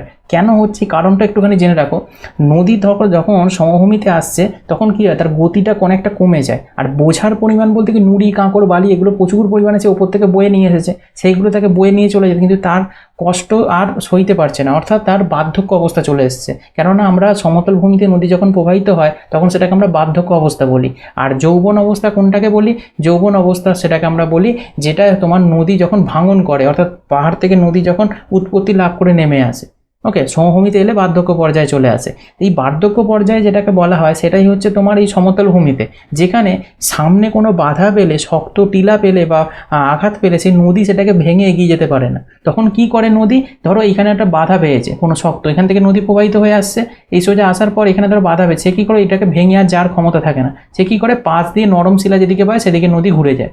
ওকে, এইভাবে চলতে থাকে। তাই এটা এই যে বেঁকে ঘুরে এখান দিয়ে যে যাচ্ছে, এই সোজা নরম শিলা পেয়েছে বলে ঘুরে গেল, এই জিনিসটাকে বলা হচ্ছে মিয়েন্ডার। কেন হচ্ছে সেটাও বুঝলে, মিয়েন্ডার কাকে বলে সেটাও বুঝলে। এর একটা বৈশিষ্ট্য রয়েছে, নদী বাঁকের যে অংশ জলস্রোত আঘাত করে সেখানে ক্ষয় হয়, মানে জলটা যেখানে যে আঘাত করবে সেখানটা কী হয়ে যায়? ক্ষয় হয়। এটা একটা বাঁকের অবতল অংশ হয়ে পড়ে। এই যে বাঁকগুলো হচ্ছে এখানে হচ্ছে জলের ক্ষয়টা বেশি, এখানে এই সোজা এসে আঘাত করছে জলটা, ওকে, তাই এখানে বাঁকটা বেশি হয় অবতল অংশ, এবং বিপরীত অংশে সঞ্চয় করে, সেটা হচ্ছে উত্তল অংশ। যে দিকটা তোমার আঘাত করবে, যে দিকটা ক্ষয়ে যাবে সেটা অবতল অংশ হবে, আর যে দিকটা তোমার আঘাত করবে তার উল্টো দিকটা কি হবে? অনেক বালি, নুড়ি, কাঁকড় জমা হয়ে যাবে, তাই সেই দিকটা কি গঠন হবে? সেই দিকটাতে তোমার হচ্ছে উত্তল অংশ গঠন হবে। বোঝা যাচ্ছে বিষয়টা? এবার অশ্বক্ষুরাকৃতি হ্রদের নিশ্চয়ই নাম শুনেছ, ঠিক এই জিনিসটা থেকে ঘটনাটা ঘটে। এই যে বেঁকে প্রবাহিত হচ্ছে দীর্ঘদিন ধরে, এখানে এসে আঘাত করতে করতে এখানে নদীটা ক্ষয়িত হতে থাকবে, ওকে, তাহলে এখানে যদি ক্ষয়িত হতে থাকে একটা সময় যাবে যেখানে এতটা পরিমাণ ঘন হয়ে যাবে, আর এটাও একটা সময় ভেঙে জুড়ে যাবে, যে নদীটা এই সোজা প্রবাহিত হতে লেগে যাবে। তখন এই অংশটা আলাদা করে রয়ে যাবে, এই অংশটা কী হয়ে যাবে? আলাদা করে রয়ে যাবে, আর এইখান থেকে নদী আবার সোজা প্রবাহিত হতে থাকবে। এই যে রয়ে গেল, এইগুলোকে বলা হচ্ছে অশ্বক্ষুরাকৃতি হ্রদ। আবার তো এই জায়গাগুলো কিন্তু একটু ছোট ছোট জিনিস, এগুলো জানতে হবে তোমাদেরকে। নেক্সট হচ্ছে মূলমধ্যরেখা যার মধ্যে দিয়ে যায়। তাহলে মূলমধ্যরেখা কার মধ্যে দিয়ে যায়? গ্রিনিচের মধ্যে দিয়ে মূলমধ্যরেখা যায়, এটা তোমরা সকলেই তোমরা জানো। এখানে অনেকগুলো পয়েন্ট তোমাদের জেনে রাখতে হবে। প্রাইম মেরিডিয়ান, ওকে, হলো কাল্পনিক রেখা একটা, ওকে, এটা পৃথিবীকে দুটি সমান অংশে বিভক্ত করে, একটা পূর্ব গোলার্ধ, একটা উত্তর গোলার্ধ, মানে পূর্ব দিক এবং পশ্চিম দিক সমান ভাগে হচ্ছে তোমাদের ভাগ করে দেয় এই প্রাইম মেরিডিয়ান, ওকে, মূল মধ্যরেখা যেটাকে আমরা বলে থাকি। উত্তর এবং দক্ষিণ থেকে চলছে এইটা, আর এই প্রাইম মেরিডিয়ান রেখার মান হচ্ছে তোমার 0 ডিগ্রি। এবার অনেকের মধ্যে এইটাকে নিয়ে আর ইন্টারন্যাশনাল ডেড লাইন অর্থাৎ আন্তর্জাতিক তারিখরেখা নিয়ে কনফিউজ থাকে। দেখো ইন্টারন্যাশনাল তারিখ লাইনটা আলাদা, আর হচ্ছে প্রাইম মেরিডিয়ান এটা আলাদা। এটা হচ্ছে কাল্পনিক রেখা, ওটাও কাল্পনিক রেখা, কিন্তু প্রাইম মেরিডিয়ানের মান হচ্ছে তোমার 0 ডিগ্রি, দেখো স্ট্রেট লাইন গেছে ভূমি জল সবার উপর দিয়ে, কিন্তু যেটা ইন্টারন্যাশনাল তারিখ রেখা যেটা ছিল সেটা শুধুমাত্র জলের উপর দিয়ে গিয়েছিল। ওকে, সেটা 180 ডিগ্রি মান ছিল। বোঝা যাচ্ছে বিষয়টা? আশা করি আজকের পর কোনো রকম প্রবলেম হবে না যাদের হতো। বিশ্বের যে টাইম জোন সেটাকে ভিত্তি হিসাবে প্রাইম মেরিডিয়ান কিন্তু ব্যবহার করা হয়ে থাকে।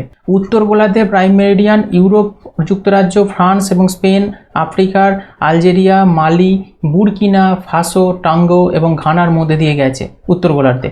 আর দক্ষিণ গোলার্ধে কোন কোন জায়গার মধ্যে দিয়ে গেছে দেখো, অতিক্রম করা একমাত্র স্থলভাগ হচ্ছে আন্টার্কটিকা। দক্ষিণ গোলার্ধে একমাত্র স্থলভাগ হচ্ছে আন্টার্কটিকাকে অতিক্রম করেছে, স্থলভাগের কথা বলছি। আর উত্তর গোলার্ধে অনেক স্থলভাগ, কেন দেখো এই দিকটা দেখো এতগুলো স্থলভাগ পড়েছে, তাই এতগুলো জায়গার নাম তো পড়বি, আর এখানে দেখো একটাই স্থলভাগ পড়ছে, তাহলে এখানে তো আন্টার্কটিকা এটা শুধু। ওকে, বোঝা গেছে? তাই এইখান থেকেও কিন্তু প্রশ্ন দিয়ে দেয় স্ট্যাটিকে। তাই এই জায়গাগুলো ছোট ছোট জিনিস, এগুলোকে একটু ভালো করে ডিপলি তোমাকে পড়তে হবে। এক্সামে প্রশ্ন এখান থেকে যেহেতু ইনক্লুড করছে, তাই তোমাদের এগুলো জানতে হবে। ওকে, বোঝা গেল? চলো পরবর্তী প্রশ্ন, ভূমিকম্পের কেন্দ্রস্থল কি? আগের দিন আমি তোমাদের বলেছি ভূমিকম্পের কেন্দ্রস্থল কি। এটা রাইট আনসার কি হবে? পৃথিবীর পৃষ্ঠের বিন্দুটি সিসমিক ফোকাসের উপরে উল্লম্বভাবে যেটা থাকে সেটা হচ্ছে তোমার ভূমিকম্পের কেন্দ্রস্থল। তাহলে অপশানগুলোকে শুধু জাস্ট স্ট্যান্ডার্ড করে দিচ্ছে, আর কিছু নয়। তাহলে এটা রাইট আনসার কোনটা হবে বলো তো? অপশান 4 হয়ে যাবে তোমার রাইট আনসার। ওকে, তাহলে দেখো এখানে একটা কথা তোমাদের বলে রাখি, ধরো এটা ভূপৃষ্ঠ। ওকে, এটা ভূপৃষ্ঠ। এই ভূপৃষ্ঠের ঠিক নিচে ভূগর্ভে এখানে ভূমিকম্পের প্রথম উৎপত্তি হলো, এইটা হচ্ছে তোমার ফোকাস। ওকে, মানে এইখানে ভূমিকম্পের কেন্দ্র বলবো। এই ভূমিকম্পের কেন্দ্র যে সোজা যে প্রথম ভূপৃষ্ঠে যেখানে আঘাত করবে যে বিন্দুটা, এইটা হচ্ছে তোমার ভূমিকম্পের উপকেন্দ্র। এইটা হচ্ছে ভূমিকম্পের কেন্দ্র। বোঝা গেছে? এটা হচ্ছে তোমার উপকেন্দ্র। তাই এই জায়গাগুলো কিন্তু অনেকেই ভুল করে ফেলে, সবাই উপকেন্দ্র উল্টোটাকে ভেবে ফেলে, এইটাকে অনেকে ভাবে কেন্দ্র। এখানে যে ভূমিকম্প প্রথম ভূপৃষ্ঠে আঘাত পাচ্ছে বলে, না, কেন্দ্র হচ্ছে এইটা ভূগর্ভস্থ, এখানে যেখানে ভূমিকম্প উৎপত্তি হচ্ছে সেটা হচ্ছে কেন্দ্র। এখান থেকে যে প্রথম ভূপৃষ্ঠে যেখানে আঘাত করছে সেটা হচ্ছে উপকেন্দ্র। বোঝা গেছে বিষয়টা? আর এখানে জিজ্ঞাসা করেছে ভূমিকম্পের কেন্দ্রস্থল কি, মানে এই জায়গাটার কথা জিজ্ঞাসা করছে। তাহলে পৃথিবী পৃষ্ঠের বিন্দুটি সিসমিক ফোকাসের উপরে উল্লম্ব হবে, অর্থাৎ এই যে ফোকাস, এটাকে ফোকাস বলা হয়, কেন্দ্রকে ইংলিশে ফোকাস বলে। এই ফোকাসে হচ্ছে উল্লম্ব হবে যে অংশটা, সেটাই হচ্ছে ভূমিকম্পের কেন্দ্র। ওকে, বোঝা গেছে? আশা করি স্ট্যান্ডার্ড করেছে, জাস্ট ব্যাপারটাকে বুঝলে তোমরা কিন্তু আনসারটা দিতে পারবে। ইংলিশ টার্মটা একটু মনে রাখবে, এটাকে ফোকাস বলে। ওকে, চলো পরবর্তী প্রশ্ন দেখো, বারবার বন্যার প্রধান কারণ হলো কি? বারবার বন্যা হওয়ার কারণটা কি? রাইট আনসার হবে উপরের সবগুলো। মানে মাটির ক্ষয়ের কারণে বন্যা হয়, অরণ্য বিনাশ মানে গাছ টাছ কেটে ফেললে তার কারণে হচ্ছে তোমার বন্যা হয়, নদীর পলি জমে নদী অগভীর পরিণত হয়, সেখান থেকেও কিন্তু বন্যার সৃষ্টি হয়ে থাকে। এহলে উপরে সবগুলি হবে রাইট আনসার। পরবর্তী দেখো, নিচের কোনটি সবচেয়ে বড় বৃত্ত? এটা সব বুঝতেই পারছো, তোমাদের যে রেখাগুলো রয়েছে তোমরা জানো উত্তর থেকে দক্ষিণ দিক পর্যন্ত মিডিলে থাকে হচ্ছে নিরক্ষরেখা, যার মান 0 ডিগ্রি। তারপর থাকে কর্কটক্রান্তি রেখা, যার মান 23.5 ডিগ্রি উত্তর। তারপর থাকে সুমেরুবৃত্ত রেখা, যার মান হচ্ছে 63.5 ডিগ্রি উত্তর। ওকে, এবার যদি নিচের দিকে আসা যায়, 0 ডিগ্রির নিচে ঠিক আসলে ঠিক সেম ডিস্টেন্সেই তোমার হচ্ছে মকরক্রান্তি রেখা থাকে। যতটা ডিস্টেন্সে কর্কটক্রান্তি রেখা থাকে ঠিক সেম দূরত্বে হচ্ছে তোমার মকরক্রান্তি রেখা থাকে, যার মান হচ্ছে 23.5 ডিগ্রি দক্ষিণ। যেমন হচ্ছে কর্কটক্রান্তি রেখার মান হচ্ছে 23.5 ডিগ্রি উত্তর, ঠিক সেরকমই মকরক্রান্তি রেখার মান হচ্ছে 23.5 ডিগ্রি দক্ষিণ।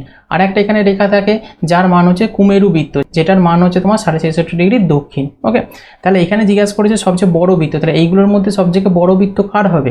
ধরো একটা বৃত্ত রয়েছে, এই বৃত্তের সবচেয়ে বড় বৃত্ত কোনটা হবে? যেটাকে আমরা জিওমেট্রির ভাষায় যেটাকে আমরা ব্যাস বলে থাকি, মানে মিডিল বরাবর যেটা যাবে সেটা এই সোজা হতে পারে বা এই সোজা হতে পারে। তাই যেহেতু এখানে রেখার কথা বলেছে, তাহলে এই সোজাটাকেই আমরা ধরবো। তাহলে এই সোজা কোন রেখা গেছে? 0 ডিগ্রি মানে কোন রেখাটা? নিরক্ষরেখা বা বিষুব রেখা। তাহলে এটাই হয়ে যাবে রাইট আনসার। তাহলে কোনটা রাইট আনসার হবে? বিষুব রেখা বা ইকুয়েটার যেটাকে বলা হয় ইংলিশে। তাহলে অপশান 3 হয়ে যাবে রাইট আনসার। ওকে, ব্যাস বরাবর যেটা যায় সেটাই বড়, কেন এরপর যেগুলো যাবে সামান্য সামান্য ছোট হতে থাকবে, যেগুলো একটা বৃত্ত এটা নিচের দিকে এলো তাই আস্তে আস্তে ছোট হতে থাকবে।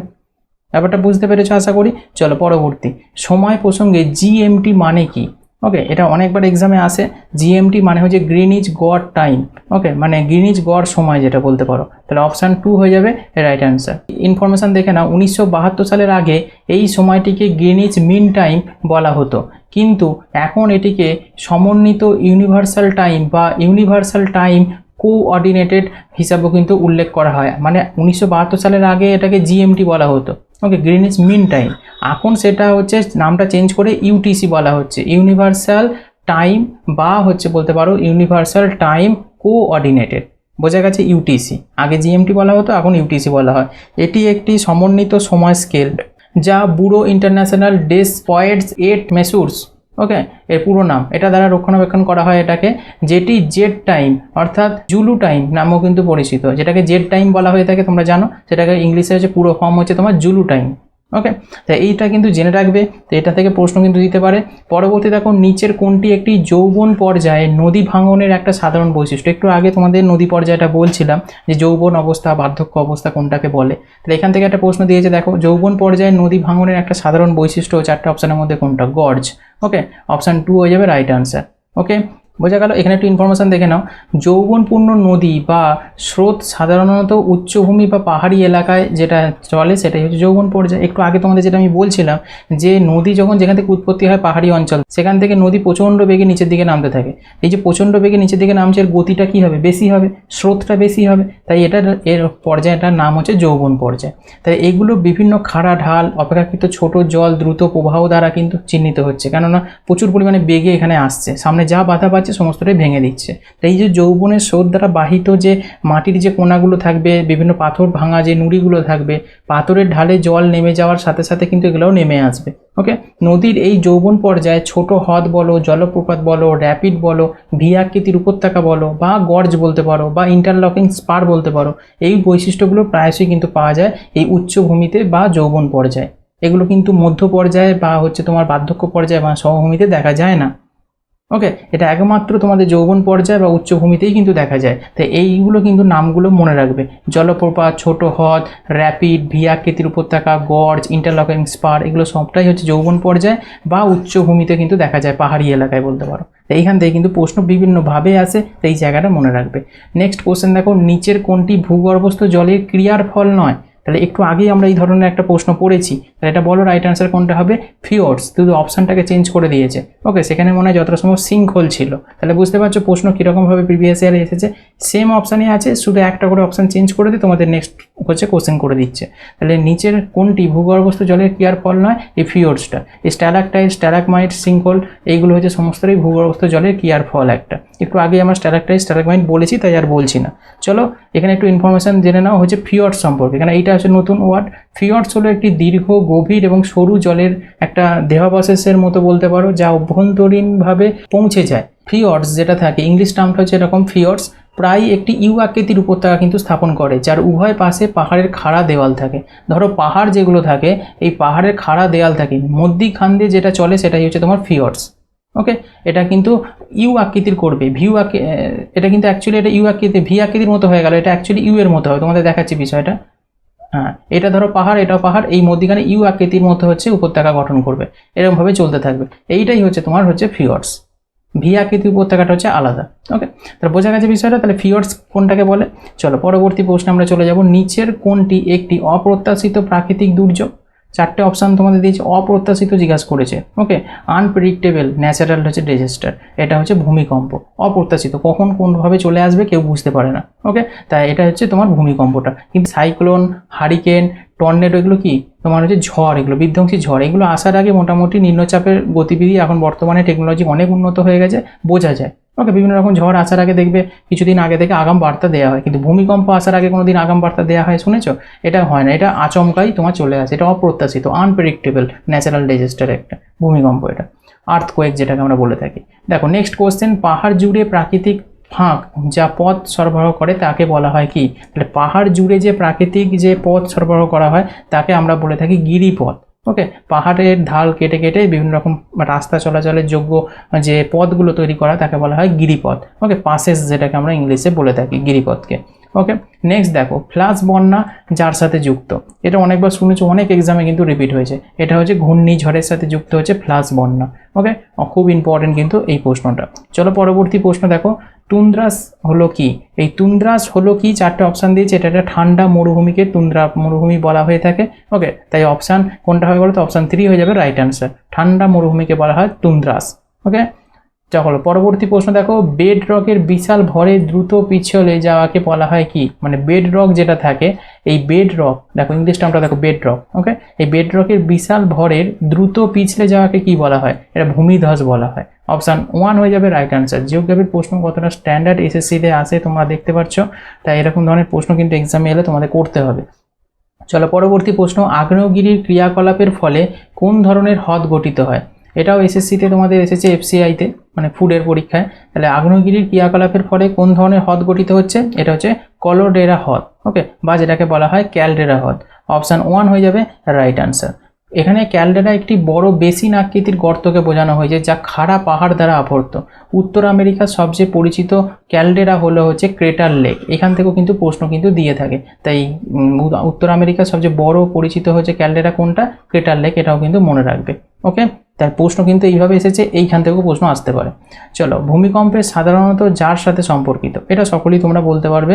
দেখো, জয়েন্ট, ত্রুটি, ভাঁজ হচ্ছে সিস্টোসিটি। তাহলে এর মধ্যে রাইট অ্যান্সার কোনটা হবে? ত্রুটি, ওকে, যেটাকে ফল্টস বলা হয়ে থাকে, ওকে, যেটাকে বলতে পারো চ্যুতিও বলতে অনেক সময়। এটাকে ইংলিশ টার্মটা তোমরা মনে রাখবে, ভালো তোমরা বুঝতে পারবে, ওকে, চ্যুতি বা ফল্ট যেটাকে আমরা বলে থাকি। চলো পরবর্তী, কর্কটক্রান্তি রেখা যে স্থানটি অতিক্রম করে না, তারা কর্কটক্রান্তি রেখা কোন স্থানটি অতিক্রম করে না বলেছে, দেখে আনসার করতে হবে। এটা রাইট আনসার হবে নেপাল। নেপালের উপর দিয়ে কর্কটক্রান্তি রেখা যায়নি। মায়ানমার, বাংলাদেশ, চীন এগুলোর উপর দিয়ে কর্কটক্রান্তি রেখা গেছে। তোমাদের আমি বলেছিলাম যে কর্কটক্রান্তি রেখা যেগুলোর উপর দিয়ে গেছে এগুলো মুখস্থ করে রাখবে, ওকে। আলজেরিয়া, নাইজার, লিবিয়া, মিশর, সৌদি আরব, সংযুক্ত আরব আমিরাত, ওকে, ওমান, ভারত, ওকে, বাংলাদেশ, মায়ানমার, চীন, মেক্সিকো, বাহামা, মৌরিটিয়ানা, মালি, এই প্রভৃতি দেশের মধ্যে থেকে কিন্তু কর্কটক্রান্তি রেখা গেছে। এই নামগুলো তোমরা যদি মুখস্থ করো তাহলে কিন্তু এরকম অপশান টাইপের প্রশ্নগুলো কিন্তু করতে পারবে, কেন 4টা অপশান দিয়ে বলবে কার মধ্যে দিয়ে যায়নি, কার মধ্যে দিয়ে গেছে। তো এই জায়গাগুলো তোমাদের কিন্তু জানতে হবে, ওকে। চলো পরবর্তী প্রশ্ন, বায়ু ক্রিয়া দ্বারা গঠিত বালির ঢিবিকে কি বলা হয়? তাহলে এই বায়ু ক্রিয়া দ্বারা গঠিত বালির যে ঢিবি তাকে কি বলা হয়? তাকে বলা হয় টিলা বা বালিয়ারি বা হচ্ছে ডুনেস, যেটা ইংলিশে বলা হয়, ওকে। অপশান 3 হয়ে যাবে রাইট অ্যান্সার, একই জিনিস, ওকে। তিনটে নাম রয়েছে আলাদা আলাদা, তাই তিনটে নামই তোমাদের আমি দিয়ে রেখে, যাতে তোমাদের এক্সামে যেটাই অপশান দিক না কেন আনসার তোমাদের হবে, ওকে। এবার তোমাদের বায়ু ক্ষয়কার্যের ফলে কোনগুলো হয় সেগুলো আলাদা তোমাদের ডিফারেন্স ডেসক্রিপটিভ ক্লাসে তোমাদের আমি করিয়ে দেবো, মাস্টার ক্লাসে, ওকে। এখানে দেখো, অরণ্য বিনাশের হার বেশি হয় কোথায়? তো এই 4টে অপশানের মধ্যে রাইট অ্যান্সার হবে নাতিশীতোষ্ণ অঞ্চলে। এখানে হচ্ছে অরণ্য বিনাশ বেশি হয় নাতিশীতোষ্ণ অঞ্চলে, ওকে, বোঝা গেছে? ভেরি ভেরি ইম্পর্টেন্ট প্রশ্ন কিন্তু, এটা এসএসসি এমটিএস এসেছে 2013-তে। নেক্সট হচ্ছে বরফ হিমবাহের গলে যাওয়া একটি সাধারণ ঘটনা। তাহলে বরফ হিমবাহের গলে যাওয়া একটা সাধারণ ঘটনা, সাধারণভাবেই সূর্যের টেম্পারেচারে গলে যাচ্ছে, যা সমুদ্রের জলের স্তর কী করছে? বৃদ্ধি করছে। তার সাথে একটা প্রত্যক্ষভাবে যুক্ত আছে। তাহলে হিমবাহ প্রধানত বিদ্যমান এই 4টে অপশানের মধ্যে কোনটা সঠিক? এটা হচ্ছে আন্টার্কটিকা, হচ্ছে আন্টার্কটিকার সাথে সম্পর্কিত হচ্ছে হিমবাহ, ওকে, বোঝা গেছে? এটা সিজিএলে এসেছে তোমাদের 2013-তে, 24/4/2013-তে টায়ার 1-এ। তাহলে বুঝতে পারছো প্রশ্ন কতটা স্ট্যান্ডার্ড। তাহলে চলো পরবর্তী প্রশ্ন দেখো, একটি স্থানে চৌম্বক মধ্যরেখা এবং ভৌগোলিক মেরিডিয়ানের মধ্যে কোন হলো কোনটা হচ্ছে সঠিক? এটাও একটা খুবই স্ট্যান্ডার্ড প্রশ্ন, ওকে। এটা এসএসসি সিজিএল এসেছে 2013-তে, এটা এমনকি ইউপিএসসিতেও কিন্তু এসেছে এই প্রশ্নটা। যখন তোমাদের ইউপিএসসি পিভিএসসি একটা করাবো দেখবে সেখানেও তোমরা এই ধরনের প্রশ্ন পাবে। তাই একটি স্থানে চৌম্বক মধ্যরেখা এবং ভৌগোলিক মেরিডিয়ানের মধ্যে কোন হলে সেটাকে কি বলা হয়? সেটাকে বলা হয় অবনমন, ভালো করে মনে রাখবে, ওকে, ডিক্লিনেশন, ওকে। এবার দেখো পাশের ছবিটা যেটা দিয়েছি সেটা দেখো ভালো করে, তাহলেই তোমরা বুঝতে পারবে। চৌম্বক মধ্যরেখা যেটা থাকে, এই যে রেড কালারের যেটা দেখতে পাচ্ছ, এই যে তোমাদের এটা যে চৌম্বক যে মিডিলটা, এটার যে রেড কালারটা, এটা হচ্ছে তোমার যে সোজা থাকবে কাঁটাটা, সেটা হচ্ছে তোমার চৌম্বক মধ্যরেখা, ওকে, কম্পাসে। আর যেটা এমনি যে কালো কালারের যে 4টে পয়েন্ট দেওয়া রয়েছে এবং সাব পয়েন্ট দেওয়া রয়েছে, সেটা যে তার পার্শ্ববর্তী বড়টা যেটা থাকবে নর্থ পোলের সাথে যুক্ত আছে, সেটা হচ্ছে তোমার ট্রু নর্থ, মানে ওটা অরিজিনাল হচ্ছে তোমার উত্তর দিক। যেটা অরিজিনাল উত্তর দিকটা হয় জিওগ্রাফিক ভাষায়, সেইটা হচ্ছে তোমার উত্তর দিকটার 8 পয়েন্টটা, ওকে, এই পয়েন্টটা যে সোজা থাকবে কালোটা। আর লালটা যেটা আমরা দেখছি, এইটা হচ্ছে তোমার যেদিকে পয়েন্ট থাকবে সেটা হচ্ছে তোমার ম্যাগনেটিক জোন হিসাবে থাকছে। তার কারণটা আমি তোমাদের বলি, আমাদের যে পৃথিবী আছে, এই পৃথিবীর ভিতরে আমরা যে আছি বিভিন্ন রকম ঘর বাড়ি, বিভিন্ন রকম দালান কোঠা, বিভিন্ন রকম তো জিনিস আছে। তাই প্রত্যেকটা জিনিসের মধ্যে আয়রন অর্থাৎ লোহার পরিমাণ বেশি রয়েছে। তাহলে এটা চৌম্বক কোনো জিনিসকে যদি লোহার সামনে নিয়ে আসা হয় তাহলে কি হবে বলো তো? আকর্ষণ করবে। আর সেই আকর্ষণ হেতু কি হয়ে থাকে না, আমরা পৃথিবীর যে কোনো প্রান্তে যদি কোনো আমরা কম্পাস যদি ধরি তাহলে কি হবে বলো তো? মেন যে রেখাটা তার থেকে কিন্তু সরে যায়। কেন সরে যাচ্ছে বাঁ দিকে? তার কারণ হচ্ছে বিভিন্ন রকম লোহাগুলো আকর্ষণ করছে। পৃথিবীতে বিভিন্ন রকম এফি রয়েছে, মানে লোহা রয়েছে। তো লোহাটা কি করছে, কম্পাসটা সেটার যে রেখাটাকে সেটাকে টেনে নিচ্ছে নিজের দিকে, টেনে নিয়ে একটা গ্যাপ তৈরি করে দিচ্ছে। সেই যে গ্যাপটা তৈরি হচ্ছে, গ্যাপটাকে কি বলে তোমাকে প্রশ্ন এসেছে, এটাকে বলে অবনমন। বোঝা যাচ্ছে বিষয়টা? তো এই জিনিসটা কেন ঘটে, কিসের জন্য ঘটে এবং এটাকে কি বলে বুঝতে পেরেছো আশা করি তোমাদের। কেন ঘটছে সেটাও, তাহলে এই জায়গাটা কিন্তু জানা দরকার, স্ট্যান্ডার্ড জায়গা। ওকে, চৌম্বকীয় অবনমন অনুভূমিক সমতল চৌম্বকীয় উত্তর এবং প্রকৃত উত্তরের কোণ হিসাবে সংজ্ঞায়িত করা হয়। যেটা বললাম তোমাদের, প্রকৃত উত্তর ডিগ্রি কোণ হচ্ছে এইখানে থাকার কথা, সেটা একটু সরে এইদিকে আসছে, এসে এই জায়গাটা দেখাচ্ছে। আর অ্যাকচুয়ালি আমরা যেটা দেখে থাকি অরিজিনাল যেগুলো আমরা কম্পাস সেগুলোতে এরকম দেখায়, কিন্তু অ্যাকচুয়ালি যেগুলো আমরা নর্মালি ইউজ করি বাজারে কিনতে পাওয়া যায় সেগুলোতে শুধুমাত্র এই ভেতরের জোনটা দেখায় না, শুধুমাত্র এই রেড এবং হচ্ছে তোমাদের যে সাদা কালারের মতো যেটা রয়েছে এইটাই শুধুমাত্র দেখায়, আমরা সেটাকেই উত্তর দিক ধরি, কিন্তু অ্যাকচুয়ালি ওটা উত্তর দিক নয়, আর একটু সরে গেলে তবেই উত্তর দিক হবে। ওকে, ডান পাশে সরতে হবে, কিন্তু সেটা তো ধরলে হবে না, যেহেতু পৃথিবীতে তোমার চৌম্বকত্ব রয়েছে তাই সেখানে কিন্তু তোমাদের এই রেড কালারের মানটা কিন্তু ম্যাগনেটিক নর্থ কম্পাসটাই তোমাদের ধরতে হবে। ওকে, তাহলে এইটা কিন্তু বুঝে রাখবে। নেক্সট কোশ্চেন দেখো, এটি কাটা নদীতে তৈরি হওয়ার মেন্ডারকে বলা হয় কি? মানে লেক ফর্মড হয় কাট অফ দ্য রিভার, নদীকে যদি কেটে দেওয়া হয়, এটা ধরো নদী প্রবাহিত হচ্ছে তাকে মধ্যখানে কেটে দেওয়া হলো, দিয়ে যে তৈরি করা হচ্ছে হ্রদটা, সেই মেন্ডারকে কি বলা হয়? এটাকে বলা হয় অশ্বক্ষুরাকৃতি হ্রদ। একটু আগে তোমাদের আমি যেটা বলছিলাম, ধরো একটা নদী প্রবাহিত হচ্ছে, এই নদী প্রবাহিতটা হয়ে এই সোজা হচ্ছে ভারী বহনের কারণে ঘুরে যেয়ে আবার হচ্ছে নদী এইভাবে প্রবাহিত হতে চলেছে, এইভাবে নদী প্রবাহিত হচ্ছে।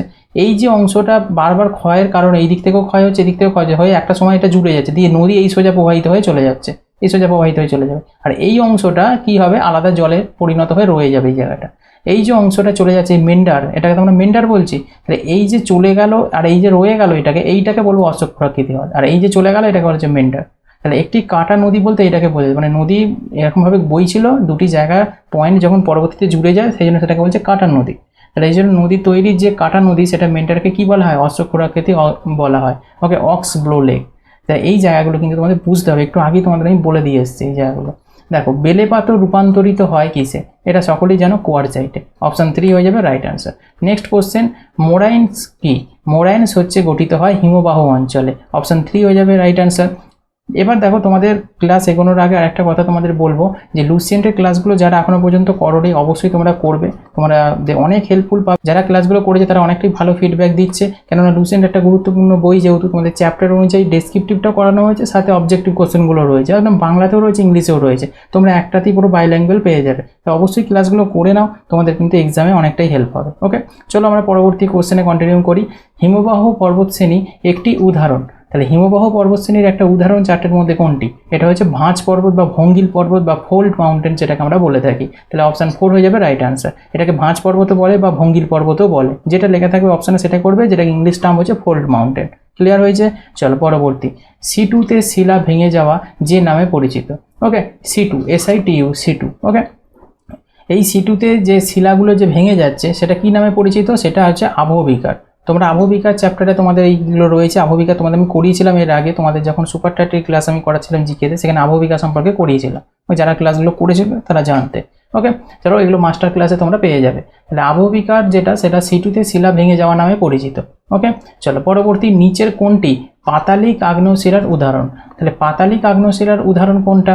তাহলে এটা রাইট আনসার কি হবে? গ্রানাইট। গ্রানাইট হচ্ছে পাতালিক আগ্নেয়শিলার হচ্ছে উদাহরণ। ওকে, খুব ইম্পর্টেন্ট কিন্তু, আর ইংলিশ টার্মগুলো কিন্তু মনে রাখবে। ওকে, ইংলিশ টার্মগুলো কিন্তু খুব ইম্পর্টেন্ট ভূমিকা পালন করবে তোমাদের এক্সামে, তাই অবশ্যই ইংলিশ কোশ্চেনটা অবশ্যই একটু ফলো রাখবে। চলো পরবর্তী, আগ্নেয়গিরির কাপ আকৃতির মুখ হলো কোনটি? তাহলে আগ্নেয়গিরির কাপ আকৃতির যে মুখ সেটাকে কি বলা হয়? তাহলে আগ্নেয়গিরির কাপ আকৃতির মুখকে বলা হয় ক্রেটার। ওকে, ইংলিশ টার্মটা তোমরা দেখবে ক্রেটার। অপশান 3 হয়ে যাবে রাইট আনসার। এই যে পাশের ছবিটা দিয়েছে এটা ক্রেটার, আগ্নেয়গিরির যে মুখটা যেটা থাকে কাপ আকৃতির মধ্যে এটাকে বলা হয় ক্রেটার। ওকে, চলো পরবর্তী প্রশ্ন, হ্রদের তলদেশের স্থির জলকে কি বলা হয়? ভেরি ভেরি ইম্পর্টেন্ট একটা প্রশ্ন এটা, এমনকি শুধুমাত্র এসএসসিতে এসেছে তা নয়, তোমাদের এসএসসির সাথে সাথে কিন্তু ইউপিএসসিতেও এসেছে, তোমাদের সিডিএসে এসেছে, বিভিন্ন জায়গায় কিন্তু এই প্রশ্নটা আসে, খুব ইম্পর্টেন্ট। হ্রদের তলদেশের স্থির জলকে কি বলা হয়? চারটে অপশানই ভালো করে আগে দেখো, এপিলিমিনিয়ন, মেসোলিমিনিয়ন, মেটালিমিনিয়ন আর হচ্ছে হাইপোলিমিনিয়ন। তাহলে রাইট অ্যান্সার কোনটা হবে বলো? এটা হবে হাইপোলিমিনিয়ন। অপশান 4 হয়ে যাবে রাইট অ্যান্সার। ভালো করে মনে রাখবে, হ্রদের তলদেশের যে স্থির জল, ওকে স্থির জল, আবারও বলছি স্থির জল, সেটাকে বলা হয় হাইপোলিমিনিয়ন। দেখো এই যেখানটা, এই যে জলটা, এটাকে বলা হবে হাইপোলিমিনিয়ন। এখানটা ভালো করে বুঝবে, এখানে 3টে পার্ট আছে, হাইপোলিমিনিয়ন হচ্ছে, মেসোলিমিনিয়ন আর হচ্ছে এপিলিমিনিয়ন। এই 3টে যে পার্ট, এই 3টে পার্টের নামটা একটু জেনে রাখবে, প্রশ্ন যেখান থেকে খুশি দিতে পারে। এই প্রথম থেকে আমরা শুরু করি। দেখো এই যে অংশটা তোমরা দেখতে পাচ্ছ, এটা হচ্ছে জলের স্তর, উপরের স্তরটা হচ্ছে তোমার জলতল, এটা একদম জলতল। এবার জল তো বিভিন্ন রকম, সমুদ্র বলো, সাগর বলো, নদী বলো, সেখানে অনেকটা গভীর থাকে, তাই গভীরতার শেষ প্রান্ত হচ্ছে এই জায়গাটা। ওকে, তাহলে এইখান থেকে এই পর্যন্ত হচ্ছে গভীরতাটা। এটা হচ্ছে তোমার লেভেল, সি লেভেল এটা। তাহলে এই যে সি লেভেল থেকে কিছুটা দূরত্ব পর্যন্ত যেটা রয়েছে, এই ধরো এই পর্যন্ত যেটা রেখাটা রয়েছে, এই পর্যন্ত রেখাটাকে আমরা কি বলবো, এপিলিমিনিয়ন। ওকে, এপিলিমিনিয়ন বলবো। আর এপিলিমিনিয়নে যেখানে টেম্পারেচার কি হয় সবথেকে বেশি থাকে, এপিলিমিনিয়নে টেম্পারেচার কি থাকে, বেশি থাকে, পাশে ইন্ডিকেট আমি করে দিয়েছি। ওকে, টেম্পারেচার অনেকটাই থাকে। তার এবার দেখো তারপরের যে স্তরটা, এপিলিমিনিয়নের পর থেকে যেটুকুন থাকে অংশটা, এইটুকুন অংশটাকে আমরা কি বলবো, এটাকে বলবো আমরা মেটালিমিনিয়ন। ওকে, তাহলে এপিলিমিনিয়ন তারপরের স্তরটাকে বলা হয় মেটালিমিনিয়ন। তাহলে এপিলিমিনিয়ন এটা হচ্ছে 1 নম্বর স্তর, মেটালিমিনিয়ন হচ্ছে 2 নম্বর স্তর। ওকে, যেটা টেম্পারেচার এপিলিমিনিয়নের থেকে হচ্ছে একটু কম থাকে। ওকে, নেক্সট আমরা দেখবো হচ্ছে থার্ড স্তর, মানে শেষ স্তর যেটা থাকে সেটাকে বলা হয় হাইপোলিমিনিয়ন, 3 নম্বর স্তর হাইপোলিমিনিয়ন। এইখানে হচ্ছে টেম্পারেচার অনেকটাই কম থাকে। তাহলে হ্রদের তলদেশে স্থির জলকে আমরা বলি হাইপোলিমিনিয়ন। প্রশ্নটা যদি এইভাবে আসে যে হ্রদ বা জলের তলদেশের যে স্থির জল থাকে হাইপোলিমিনিয়ন, তার টেম্পারেচার কম হয় না বেশি হয়, তাহলে বলবে সবচেয়ে কম হয়। ওকে, বোঝা গেল? তো এই জায়গা থেকে কিন্তু প্রশ্ন বিভিন্নভাবে আসে। তো এই জায়গা তিনটের নাম কিন্তু মনে রাখবে, এপিলিমিনিয়ন, মেটালিমিনিয়ন আর হচ্ছে হাইপোলিমিনিয়ন। ওকে, চলো নেক্সট কোশ্চেন। মরুভূমি অঞ্চলের মাশরুম রক গঠনের একটা উদাহরণ। আগের দিন মাশরুম রক সম্পর্কে বলেছিলাম। এই মাশরুম রকের আর একটা নাম আছে, কি বলতো, গৌড়। ওকে, আগের দিন আমি বলেছিলাম, মনে আছে? তো এটার উদাহরণ কোনটা হয় বলতো, ঘর্ষণ। এইটা মরুভূমি অঞ্চলে মাশরুম রক গঠনের একটা উদাহরণ হচ্ছে ঘর্ষণ। মানে মরুভূমি অঞ্চলে বায়ু প্রচুর পরিমাণে প্রবাহিত হয়, তাই বায়ু যে প্রবাহিত হচ্ছে, এই বায়ু প্রবাহের কারণে এখানগুলো ক্ষয় হয়ে যাচ্ছে একটা জায়গায়, যে সোজা বায়ু প্রবাহিত হচ্ছে। তাই সেই যে ক্ষয় হয়ে যাওয়ার কারণে মাথাটা মোটা এবং এই নিচের দিকটা সরু গঠন করছে, এটাকে বলা হয় মাশরুম রক বা গৌড় বলতে পারো। ওকে, এটা ঘর্ষণের কারণে হচ্ছে, বায়ু ঘর্ষণের কারণে। দেখো গুরুত্বপূর্ণ পয়েন্ট আমি দিয়ে রেখে যেটা ছবিটাতে আঁকছিলাম সেটা এখানে তোমাদের ভালো করে দেওয়া রয়েছে, তোমরা দেখে বুঝতে পারছো। বায়ুর ক্ষয়কার্যের কারণে এগুলো ক্ষয়ে গেছে, এই সোজা ক্ষয়ে গেছে এগুলো। ওকে, মাথাগুলো উঁচু হয়ে দাঁড়িয়ে গেছে বলে এর নাম হচ্ছে গৌড়, বা হচ্ছে তোমাকে বলা হয় মাশরুম রক, যা হচ্ছে পেডেস্টাল রকও কিন্তু বলা হয়ে থাকে। আর একটা নামও কিন্তু রয়েছে। এটা শুষ্ক মরু অঞ্চলে ক্ষয়জাত ভূমিরূপের একটা উদাহরণ। এটা কোন ক্ষয়কার্যের, বায়ুর ক্ষয়কার্যের কারণে গঠিত হয়। তোমাদের একটা মাস্টার ক্লাস থাকবে, সেখানে তোমাদের বায়ুর ক্ষয়কার্য, নদীর ক্ষয়কার্য, তোমাদের হিমবাহের ক্ষয়কার্য, এগুলো সম্পর্কে আমি ক্লাস করিয়ে দেবো। ওকে, তোমরা যদি ক্লাসগুলো চাও অবশ্যই তোমরা আমাকে কমেন্ট করে জানাতে পারো, তাহলে সেই মাস্টার ক্লাসে তোমাদের এই ডিটেলস ইনফরমেশনগুলো আমি একদম পিকচার সমেত তোমাদের বর্ণনা করিয়ে দেবো। তাহলে অবশ্যই তোমাদের যদি প্রয়োজন হয় আমাকে জানিও। চলো পরবর্তী, অবসিডিয়ান, আন্দ্রেসাইট, গ্যাব্রো এবং হচ্ছে পেরোডাইট হলো কি? এগুলো হচ্ছে এক একটা হচ্ছে তোমার কি অনুপ্রবেশকারী শিলা এবং হচ্ছে বহির্মুখী শিলা। ওকে, এইটা হচ্ছে তোমার অপশান 2 and 3 হচ্ছে তোমার সঠিক। যেহেতু 4 অপশানে তোমার 2 and 3 দেওয়া রয়েছে, তাই এই অপশানটা ঠিক করতে হবে তোমাদের, মানে যেহেতু এই দুটোই ঠিক। ওকে, তাই অপশান 2 and 3 হচ্ছে তোমার সঠিক হবে। এগুলো এক একটা অনুপ্রবেশকারী শিলা এবং বহির্মুখী শিলা। এখানে একটু পয়েন্ট মনে রাখবে, গলিত শিলা উপাদানের দৃঢ়ীকরণ থেকে আগ্নেয় শিলা গঠিত হয়। ওকে, মানে গলিত যে শিলা থাকে সেটা উপাদানের দৃঢ়ীকরণ, মানে ধরো কোনো অগ্নুৎপাত হলো, অগ্নুৎপাত ভূমি থেকে হয়ে ধরো একটা ভূপৃষ্ঠ এখানে বেরিয়ে এসে বিভিন্ন রকম পার্শ্ববর্তী অঞ্চলে পড়বে, সেগুলো আস্তে আস্তে কী হবে, ঠান্ডা হয়ে জমাটবদ্ধ অবস্থায় পরিণত হবে যে শিলাগুলো, এগুলো প্রচুর পরিমাণে শক্ত হবে, সেগুলো হচ্ছে আগ্নেয় শিলা হয়। এই গলিত যে তোমার লাভা ম্যাগমা যেগুলো থাকছে সেগুলো বেরিয়ে এসে যেগুলো পার্শ্ববর্তী ভূমিতে এসে পড়ে সেগুলো শক্ত হয়ে আগ্নেয় শিলা গঠন করছে। এই দুটি মৌলিক প্রকার রয়েছে, একটা হচ্ছে অনুপ্রবেশকারী আগ্নেয় শিলা আর একটা হচ্ছে বহির্মুখী আগ্নেয় শিলা। এই অনুপ্রবেশকারী আগ্নেয় শিলা যেটা রয়েছে যেমন হচ্ছে তোমার ডায়োরাইট, গ্যাব্রো, গ্রানাইট, পেরিডোরাইট এবং হচ্ছে মেগমাইট, যা পৃথিবী পৃষ্ঠের নিচে শক্ত হয়ে যায়। ওকে, আর একটা রয়েছে বহির্মুখী আগ্নেয় শিলা, যেমন হচ্ছে অ্যান্ডিসাইট, ব্যাসাল্ট, তারপর হচ্ছে অবসিডিয়ান, পিউমিস, রায়োলাইট, তারপর হচ্ছে স্কোরিয়া, যা পৃথিবী পৃষ্ঠে তা উপরে শক্ত হয়। অর্থাৎ কিছু শিলা যেগুলো বাইরে এসে শক্ত হচ্ছে সেইগুলোকে বলা হয় হচ্ছে তোমার বহির্মুখী আগ্নেয় শিলা।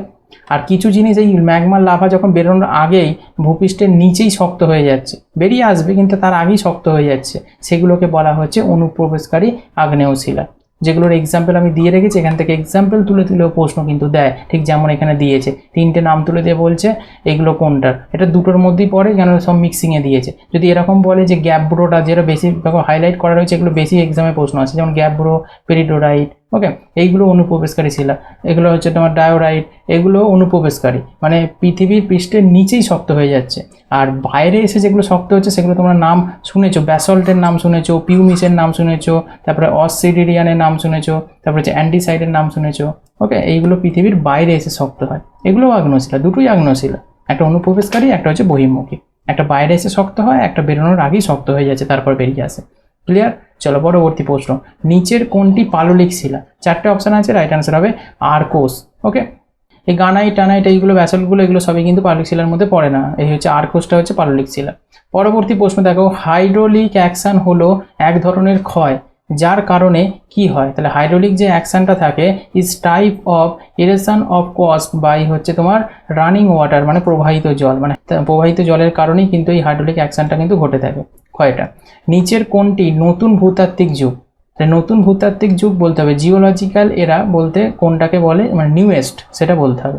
এটা 4টে অপশানের মধ্যে ক্রিটেসিয়াসটা সবথেকে নিউয়েস্ট, অপশান 3 হয়ে যাবে রাইট অ্যান্সার। চলো এখানে একটু জেনে নাও একটুখানি কালটা শর্টকাটে। ভূতাত্ত্বিক যে যুগটা রয়েছে এই যুগের কালানুক্রমিক যদি ক্রমে সাজাতে যায় বর্তমান থেকে মিলিয়ন বছর আগে পর্যন্ত, তাহলে এইভাবে সাজাবে। দেখে নাও, ক্রিটেসিয়াস, জুরাসিক, তারপর হচ্ছে ট্রায়াসিক, তারপর হচ্ছে পারমিয়ান। তোমাদের যদি ক্রোনোলজিক্যাল অর্ডারে অর্থাৎ কালানুক্রমিক অনুযায়ী, মানে কোন আগে হয়েছে কোনটা কোন যুগ পরে হয়েছে এই অনুযায়ী সাজাতে দেয়, তাহলে এইভাবে তোমরা সাজাবে কিন্তু। ওকে, বোঝা গেছে। চলো পরবর্তী প্রশ্ন, নিম্নলিখিত বিষম আইটেম স্পট কোনটি। তাহলে অড বলেছে, অড আইটেমটা খুঁজে বার করতে হবে এই 4টে অপশানের মধ্যে। তাহলে এটা অড কোনটা, ব্যাসল্টটা। ওকে, তাহলে ব্যাসল্ট হবে হচ্ছে এখানে তোমার রাইট আনসার। ওকে, নেক্সট দেখো, পান্না, রুবি এবং নীলকান্তমণি সহ রঙিন পাথর যেগুলো থাকে সেই রত্নগুলির বড় 3টি গঠন হচ্ছে করে যা প্রকৃতিতে রূপান্তরিত। ব্যাসল্ট একটি আগ্নেয়শিলা। এই ব্যাসল্ট যেটা এটা হচ্ছে অড এই কারণে এটা একটা আগ্নেয়শিলা। এই রুবি, পান্না, নীলকান্তমণি এগুলো সবই হচ্ছে রঙিন পাথর বলতে পারো, একটা রত্ন যেগুলো হাতে পড়ে, তোমরা জানো জ্যোতিষীরা বিভিন্ন সময় দিয়ে থাকে বিভিন্ন রকম কাজের জন্য। তাই এইটা কিন্তু ডিফারেন্স ব্যাসল্টটা। চলো পরবর্তী, নিচের কোনটি জৈব শিলা। অর্গানিক রক জিজ্ঞাসা করেছে। ওকে, জৈব শিলা কোনটা বলো। এটা হচ্ছে কয়লা, কয়লা হচ্ছে জৈব শিলা। ওকে, স্লেট, গ্রানাইট, মার্বেল এগুলো তো রূপান্তরিত রূপ এগুলো, কিন্তু কয়লাটা হচ্ছে তোমার ডাইরেক্ট পাওয়া যায়, এটা হচ্ছে জৈব শিলা, অর্গানিক। ওকে, চলো পরবর্তী, পীড়নের কারণে পৃথিবীর ভূত্বকের উপরে যে পর্বত সৃষ্টি হয় তাকে কি বলে। এটাকে কি বলে বলো তো, এটাকে স্তূপ পর্বত বলে। এই যে অপশান 4 হয়ে যাবে তোমার রাইট আনসার। ওকে, মানে পীড়নের কারণে পৃথিবীর ভূত্বকের উপরে যে পর্বত সৃষ্টি হয়, পীড়ন বলতে চাপ, মনে রাখবে পীড়ন বলতে চাপ। চলো পরবর্তী, নিম্নলিখিত বিষম আইটেম চিহ্নিত করুন। বিষম বলতে অড আবার চিহ্নিত করতে হবে। 4টে অপশানের মধ্যে অড হচ্ছে তোমার মার্বেলটা, স্লেল, চুনাপাথর, বেলেপাথরের রূপান্তরিত রূপ, মার্বেল হচ্ছে তোমার আলাদা হয়। ওকে, তাহলে সেল, বেলেপাথর, চুনাপাথর হলো পাললিক শিলার হচ্ছে কাস্টিক উদাহরণ। মার্বেল যেটা ছিল এই মার্বেলটা হচ্ছে এক ধরনের রূপান্তরিত শিলা। ওকে, তাই অডটা এইভাবে খুঁজতে হবে। ওকে, চলো পরবর্তী দেখো, সূর্যগ্রহণ হয় কখন। একটু আগে তোমাদের একটা এরকম কোশ্চেন ছিল, তাহলে এটা রাইট অ্যান্সার সকলে দিতে পারবে। চাঁদ সূর্য ও পৃথিবীর মাঝখানে যখন চলে আসে তখন হয় সূর্যগ্রহণ। একটা যে ধরো সূর্য, এই সূর্য আর যেটা ধরো পৃথিবী, এই পৃথিবীর মাঝখানে যখন চাঁদ চলে আসছে তখন হচ্ছে তোমার সূর্যগ্রহণ। রিফট ভ্যালি যেটাকে বলা হয় গ্রস্ত উপত্যকা বাংলায়, সেটা গঠিত হয় 4টে অপশানের মধ্যে কোনটা সঠিক। খুব ইম্পর্টেন্ট এই রিফট ভ্যালিটা। এই রিফট ভ্যালিটা হচ্ছে দুটি চ্যুতির মধ্যে হচ্ছে যখন গঠিত হয় তখন হচ্ছে সেটা বলা হয় গ্রস্ত উপত্যকা বা rift valley, between two faults. Faults মানে হচ্ছে তোমার চ্যুতি, একটু আগেও তোমাদের আমি বলছিলাম, তাই তো। তাহলে ফল্টস মানে চ্যুতি, তাহলে দুটি চ্যুতির মাঝে হচ্ছে রিফট ভ্যালি বা গ্রস্ত উপত্যকা গঠিত হয়। ভেরি ভেরি ইম্পর্টেন্ট একটা প্রশ্ন এটা। ওকে, গুরুত্বপূর্ণ পয়েন্ট তোমরা দেখো এখানে বুঝতে পারবে, খুব বোঝাটা দরকার আছে এখানে। অনেকেই এই জায়গাটা কনফিউজ থাকে, কোনটাকে স্তূপ পর্বত বলে, গ্রস্ত উপত্যকা কোনটাকে বলে, চ্যুতি কোনটাকে বলে, এই জায়গাগুলো বুঝতে পারে না। আমি তোমাদের এটা ক্লিয়ার করার চেষ্টা করছি। দেখো আগে বুঝতে হবে চ্যুতি কি। চ্যুতি হচ্ছে তোমাদের অবনমিত অঞ্চল। ওকে, ধরো এই যে জায়গাটা তোমরা পিকচারটা দেখতে পাচ্ছ, এইখানে দেখো এই অঞ্চলটা যে সোজা গঠন হয়েছে আর এই অঞ্চলটা যে সোজা গঠন হয়েছে, এখানে একটা অবনমিত অঞ্চল রয়েছে, তো এই অঞ্চলটাকে আমরা চ্যুতি বলবো। ওকে, খাঁজ, এক কথায় যেটা বললো একটা খাঁজের মতো। ওকে, এটা হচ্ছে চ্যুতি। তাহলে দুটি চ্যুতি যখন গঠন হবে তার মধ্যবর্তী অংশটা কি হবে বলো তো, বসে যাবে। এই যে মধ্যবর্তী অংশটা বসে গেছে, মানে দুটি মাথা ধরো উঁচু হয়েছে। ওকে, তার মানে এই মিডিল অংশটা কি হবে, বসে যাবে কি না বলো। এই অংশটা যদি উঁচু হয় আর একটা পাহাড় যদি পার্শ্ববর্তীতে যদি উঁচু হয়, তাহলে মিডিল টার্মটা বসে গেল কি না বলো, এটা নিচের দিকে বসে গেল। এই যে বসে যাওয়া অংশটা এইটাই হচ্ছে তোমার বস্তু উপত্যকা। এই অংশটা, এই যেটা পাশে এখানে ছবিটা তোমরা দেখতে পাচ্ছ, এই যে বসে গেছে অংশটা, এই উঁচু অংশটাকে বলা হচ্ছে তোমার স্তূপ পর্বত। আর এই দুপাশে আর মধ্যখানে যেটা বসে আছে সেটা হচ্ছে গ্রস্ত উপত্যকা। অর্থাৎ চ্যুতির কারণে এই যে চ্যুতিগুলো যে উঠে গেল, এই মাথাগুলোকে আমরা বলবো হচ্ছে তোমার স্তূপ পর্বত। ওকে, আর এই অংশগুলোকে বলবো আমরা চ্যুতি। ওকে, আর এই যে মধ্যখানে যে অংশটা বসে গেল এই অংশটাকে গোটাটাকে বলবো আমরা কি না, গ্রস্ত উপত্যকা। তাহলে দুটি অংশ যখন হচ্ছে উঠে যায় উপর দিকে, সেই উঠে যাওয়া শীর্ষবিন্দুটাকে বলবো আমরা স্তূপ পর্বত। আর যে অংশটা উঠে যে খাঁজের মতো সৃষ্টি করছে তাকে বলবো চ্যুতি। আর দুটি চ্যুতির মধ্যখানে যে অংশটা থাকে বা স্তূপ পর্বতের মধ্যখানে যে অংশটা তাকে বলবো আমরা গ্রস্ত উপত্যকা। বোঝা গেল। যদি ফাটলের একদিকের অংশ অন্য দিকের অংশ থেকে বিচ্যুত হয়ে নিজের দিকে বসে যায় অথবা উপরের দিকে উঠে আসে তখন তাকে আমরা চ্যুতি বলবো, যেটা আমরা তোমাদের বললাম। একদিকে বসেও যেতে পারে এবং উঠে যেতে পারে, সেটাকে আমরা চ্যুতি বলছি। আশা করি তোমাদের ক্লিয়ার হয়েছে ছবিটা দেখার পর। চলো পরবর্তী পয়েন্ট, একটি নদী উপত্যকা প্রশস্তকরণের কারণে কি ঘটে, একটি নদী উপত্যকা প্রশস্তকরণের কারণে ঘটে থাকে কি, তাহলে প্রশস্তকরণের কারণে নদী উপত্যকা পার্শ্বীয় ক্ষয় ঘটে থাকে। যদি সেটা একটা নদী ধরো প্রবাহিত হচ্ছে, এই নদীটা প্রবাহের কারণে যদি প্রশস্তকরণ হয়, মানে চওড়ায় বেড়ে যায় নদীটা, এ ধরো চওড়ায় বেড়ে গেছে, তাহলে কি হচ্ছে, কারণ এই পার্শ্বটা ক্ষয় হয়েছে বলেই তো নদীটা বেড়েছে। পার্শ্ববর্তীটা যদি ক্ষয় না হতো দুদিকটা, তাহলে নদীটা চওড়া হতো না। ওকে, তাহলে এই জন্য পার্শ্বীয় ক্ষয় হচ্ছে আনসার হবে। পার্শ্বীয় বা পাশের ক্ষয় নদী উপত্যকাকে প্রশস্ত করে। যখন উলম্ব এবং নিম্নগামী ক্ষয় নদী উপত্যকাকে গভীর করে, ক্রমাগত পার্শ্বীয় ভাঙনের কারণে নদী উপত্যকা প্রশস্ত ও অগভীর হয়ে উঠেছে। মানে যদি পার্শ্বীয় ক্ষয় যদি নদীতে যদি বেশি হয়, এই দুপাশের ক্ষয় যদি বেশি হয়, এই যে ভাঙনের ফলে নদীর যে পার্শ্ববর্তী ক্ষয় করছে, সেই নুড়ি কাঁকড়গুলো দেয়ালগুলো ভেঙে ভেঙে এই নদীতেই জমা হচ্ছে, তাই নদীটি অগভীর হয়ে যাবে। আর নদীটায় যদি দেখা যায় যে নদীটা সরু হতে পারে, কোনো নদী পার্শ্বীয় ক্ষয় কম থাকে, যদি সোজা ক্ষয় করে তাহলে সেই নদীর গভীরতাটা বেশি হবে। বোঝা যাচ্ছে বিষয়টা, এই জায়গাগুলো জানবে। নেক্সট হচ্ছে আগ্নেয়গিরির ক্রিয়াকলাপের ফলে কোন ধরনের হ্রদ গঠিত হয়। তাহলে আগ্নেয়গিরির ক্রিয়াকলাপের ফলে হচ্ছে ক্যালডেরা হ্রদ হচ্ছে গঠিত হয়। খুব ইম্পর্টেন্ট প্রশ্ন এবং কমন প্রশ্ন, বারবার এক্সামে আসে। অপশান 3 হয়ে যাবে রাইট আনসার। নেক্সট হচ্ছে ন্যাপে এক ধরনের কি, ন্যাপে হচ্ছে একটা ভাঁজ কাঠামো, ওকে, যেটাকে ফল্ট স্ট্রাকচার বলা হয়ে থাকে। চলো পরবর্তী প্রশ্নে যাওয়ার আগে একটা ইনফরমেশন, ন্যাপে ভূত্বকে পাথরের বড় অংশ বা সিট বা টুটি বা চুতি যেটাকে বলে থাকি, ভাঁজ করে তার আসল অবস্থান থেকে 2 কিলোমিটার বা তার বেশি দূরে সরানো হয়, সেটাই হচ্ছে তোমার ন্যাপে।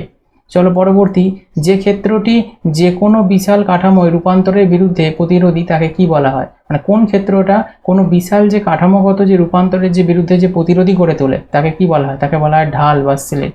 ওকে, অপশান 4 হয়ে যাবে তোমার রাইট আনসার। এটাও এসএসসি সিজিএসএল 2014-তে তোমাদের সেকেন্ড শিফটে এসেছে। অভ্যন্তরীণ নিষ্কাশন দ্বারা চিহ্নিত এলাকা কোনটা। তাহলে অভ্যন্তরীণ নিষ্কাশন দ্বারা চিহ্নিত এলাকা বলতে বোঝানো হচ্ছে মরুভূমিকে। ওকে, তাহলে অপশান 3 হয়ে যাবে রাইট আনসার। নিষ্কাশন এলাকা বলেছে কিন্তু, ওই জন্য মরুভূমি আনসার হচ্ছে। দেখো, অভ্যন্তরীণ নিষ্কাশন হলো একটি বদ্ধ নিষ্কাশন অববাহিকা বলতে পারো, যা জল ধরে রাখে। কেননা মরুভূমি অঞ্চলে জানো জলের ক্রাইসিস সবসময়ই থাকে, তাই এখানে জলকে ধরে রাখতে হবে, একটা জায়গাতে স্টোর করতে হবে, এবং অন্যান্য বাহ্যিক জলাশয় যেমন নদী বলতে পারো, মহাসাগর বলতে পারো, প্রবাহিত হতে দেয় না, তবে হ্রদ বা জলাভূমিতে পরিণত হয় সেগুলো। এই ধরনের নিষ্কাশন যে কোনো জলবায়ুতে ঘটতে পারে, তবে সাধারণত মরুভূমিতেই কিন্তু পাওয়া যায় এই অভ্যন্তরীণ নিষ্কাশন। উদাহরণস্বরূপ রাজস্থানের লুনি নদী, এটি অভ্যন্তরীণ নিষ্কাশন ব্যবস্থা রয়েছে। মানে লুনি নদী দেখবে তোমার উপরে বালি, ওপর দিয়ে হাঁটা যাবে, কিন্তু বালিটা যদি তুমি সরাও নিচে দেখবে জল প্রবাহিত হচ্ছে, তাই এইটাকেই বলছে অভ্যন্তরীণ হচ্ছে নিষ্কাশন ব্যবস্থা। ওকে, চলো পরবর্তী দেখো, উত্তর মেরু থেকে দক্ষিণ মেরু শীতল কেন।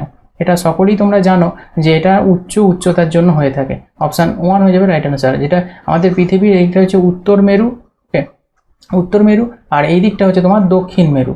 এই দক্ষিণ মেরুটা সবসময়তে কি হয়, টেম্পারেচার কম থাকে। ওকে, তাই এটা কেন হয় না, উচ্চতাটা বেশি উত্তর মেরু থেকে দক্ষিণ মেরুতে। এখানে ইনফরমেশনটা দেখে নাও, দক্ষিণ মেরুতে বরফের আস্তরণ উপরিভাগের উচ্চতায় 9000 ফুটেরও বেশি থাকে। মানে দক্ষিণ মেরুতে তোমার বরফের আস্তরণটা বেশি, 9000 ফুটেরও বেশি উত্তর মেরুর তুলনায়। তাহলে সমুদ্রপৃষ্ঠ থেকে 1.5 মাইলেরও বেশি। তাহলে এই উচ্চতা উত্তর মেরু থেকে দক্ষিণ মেরুতে অনেক বেশি ঠান্ডা করে তুলছে, যেহেতু পাহাড়ে সে তোমার কি থাকছে না, প্রচুর পরিমাণে সেই এলাকাটায় বরফ থাকছে, তাই ঠান্ডা বেশি হয় দক্ষিণ মেরু। ভূমিকম্প নামে পরিচিত 4টে অপশানের মধ্যে কোনটা। তাহলে ভূমিকম্প নামে পরিচিত হচ্ছে কম্পন, কম্পন থেকে ভূমিকম্প হয়। তোমার শিক্ষক, টেম্পার, এর কোনোটি নয়, এগুলো তো নয়, কম্পন। ওকে, নেক্সট হচ্ছে নিচের কোন নদীটি দুবার মকরক্রান্তি অঞ্চলকে অতিক্রম করেছে। ওকে, তাহলে এটা ভেরি ভেরি ইম্পর্টেন্ট বলবো তোমাদেরকে। ওকে, 3 স্টার তোমাদের দিয়ে রাখছে, এটা 4 স্টারও তুমি দিতে পারো। এই প্রশ্নটা বারবার রিপিট হয়, এনি এক্সামে তোমাদের রিপিট হয়ে থাকে। তাহলে দুবার মকরক্রান্তি অঞ্চল অতিক্রম করেছে কোন নদীটি, এটা হচ্ছে লিম্পোপো।